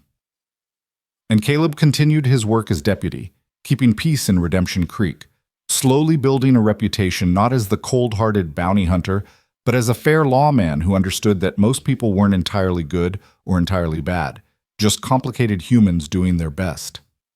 One October afternoon, Sheriff Bridger called him into the office with news. Territorial governor's creating a new marshal service. Wants men he can trust, men with experience but also integrity. He asked me to recommend someone for this district. Bridger paused. I recommended you. Caleb's first instinct was to refuse. The last thing he wanted was more responsibility, more time away from his family, more danger. But then he thought about what the job would mean. Bringing law to places that had none, protecting people who couldn't protect themselves, using his skills for something better than chasing bounties. I'll need to talk to Anna, he said finally. Of course. Job wouldn't start until spring anyway. Think about it, discuss it with your wife, let me know. Bridger leaned back in his chair. You're a good man, Caleb Redden. Took you a while to figure that out, but you got there eventually. Whatever you decide, I'm proud to have known you. That evening, Caleb told Anna about the offer over supper. She listened carefully, asked questions about the specifics, then set down her fork and looked at him directly. Do you want to do it? I don't know. Part of me does, feels like a chance to make a real difference, to do good work that matters. But part of me just wants to stay here, work the ranch, be with you and the boys. Don't want to risk what we've built. Life is always a risk, Anna said quietly. We learned that the hard way. But hiding from risk isn't the same as living. She reached across the table to take his hand. I trust you to make the right choice, whatever that is, and I'll support you either way, whether you take the job or turn it down. That's what partners do. Caleb thought about it over the following weeks, weighing duty against desire, opportunity against fear. He talked to Jacob, who thought having a marshal for a father would be amazing. He talked to little Jake, who couldn't answer but gurgled contentedly in his arms regardless. He talked to the ghosts that still visited sometimes, asking what they'd want for him, whether Emily would understand this new life he'd built. And finally, he made his decision. On a cold November morning, Caleb Redden stood in Sheriff Bridger's office and accepted the position of territorial marshal. It would mean travel sometimes, danger occasionally, time away from home that he'd rather spend with his family. But it also meant protecting people, bringing justice to places that desperately needed it, using his skills for good instead of just for money. You won't regret this, Bridger said, shaking his hand. You're exactly the kind of man this territory needs. Hope you're right, Caleb replied. Because if being a marshal means I miss too much of my sons growing up, Anna will shoot me herself. He wore the marshal's badge with pride, but also with the full understanding of what it represented. Not just authority, but responsibility. Not just power, but service. And he promised himself that no matter how difficult the job became, no matter how much danger he faced, he would never let it turn his heart back to stone. The cowboy's heart had been cracked open by love, and it would stay open. Vulnerable, yes. Capable of being hurt in ways that terrified him, absolutely. But also capable of joy, connection, purpose, all the things that made life worth living. Winter came again, their second winter as a complete family. On New Year's Day, exactly 1 year after their wedding, Anna and Caleb stood in the church while their friends and neighbors celebrated. Jake slept peacefully in Anna's arms, and Jacob stood beside Caleb with obvious pride. Hard to believe it's only been a year, Anna said softly, looking around at all the faces that had become family. Feels like we've lived a lifetime. We have, Caleb replied. Several lifetimes, actually. All of them leading to this moment. Reverend Matthews raised his glass in a toast. To the Redden family, proof that redemption is always possible, that love conquers even the hardest hearts, and that choosing hope over despair makes all the difference. May your second year together be filled with as much joy as your first. Everyone drank, and Caleb held Anna close, their son between them, Jacob's hand on his shoulder. This was his family, his redemption, his proof that even broken men could be rebuilt, that stone hearts could crack open, that love was always, always worth the risk. As the celebration continued around them, as friends laughed and children played and life went on in its beautiful, complicated way, Caleb thought about the journey that had brought him here. Every loss, every mistake, every dark year of emptiness had somehow been necessary to prepare him for this moment, this family, this life. He'd been broken by war and grief, had spent 10 years running from feeling anything at all, had built walls so high and thick that nothing could penetrate them. But Anna had seen past the walls to the man beneath, had refused to let him hide behind stone and coldness and careful distance. She'd cried in his arms, and those tears had cracked something fundamental inside him, had forced him to feel again, to care again, to risk his heart on the chance that love might be real and lasting and worth every moment of terror it brought. And in saving her brother, in building their home, in becoming a husband and father, Caleb had found the thing he'd been searching for without knowing it. Not just redemption, though he'd found that too, but purpose, meaning. A reason to wake up every morning and choose to live instead of just survive. The story could have ended differently, could have ended with Jacob dying in that cabin, with Caleb riding away from Redemption Creek and never looking back, with Anna alone and grieving and lost. Could have ended with any of 100 tragedies that had seemed inevitable at various points, but instead it ended here, with love and family and hope. With a man who'd thought himself beyond saving, proving that no one is ever truly beyond redemption. With a woman who'd lost everything, finding more than she'd ever dreamed possible. With a boy who'd nearly died twice, growing strong and healthy and surrounded by people who loved him. And with a baby who would grow up knowing only love, only safety, only the certainty that he was wanted and cherished. As midnight approached and the town prepared to ring in the new year, Caleb Redden stood on the church steps with his wife in his arms and his sons beside him, looking out over Redemption Creek with gratitude so profound it felt like prayer. He was home. Finally, completely, irrevocably home. Not just in a place, but in a life, in a family, in a heart that no longer needed to be stoned because it was surrounded by love strong enough to protect it. The church bells began to ring, marking the turn of the year, and across Redemption Creek people cheered and embraced and welcomed the future with hope. Caleb kissed Anna as the bells rang, and over the noise he whispered the truth they'd both learned through trial and terror and tremendous joy. "Thank you," he said simply, "for everything. For seeing me when I was invisible, for loving me when I was unlovable, for teaching me that hearts don't have to be stoned to survive the world's cruelty. Thank you for giving me a life worth living." Anna smiled through happy tears. "Thank you for being brave enough to let me, for choosing to stay when running would have been easier, for becoming the man I always knew you could be." And there, under the Montana stars with snow falling soft and white around them, the reformed bounty hunter held his family close and understood what redemption truly meant. Not forgetting the past, not pretending the scars had disappeared, but choosing to build something new despite the pain. Choosing to love despite the risk. Choosing to believe that even stone hearts could crack open and bloom into something beautiful. The cowboy's heart had turned to stone until she cried in his arms and cracked it open. And what emerged from that cracking was not just a man, but a father, a husband, a protector, a human being fully alive to every joy and sorrow life offered. Caleb Redden had been given a second chance he never expected and absolutely didn't deserve, and he would spend the rest of his days proving himself worthy of the gift. Inside the church, the celebration continued. Outside, snow fell on Redemption Creek, blanketing the town in white.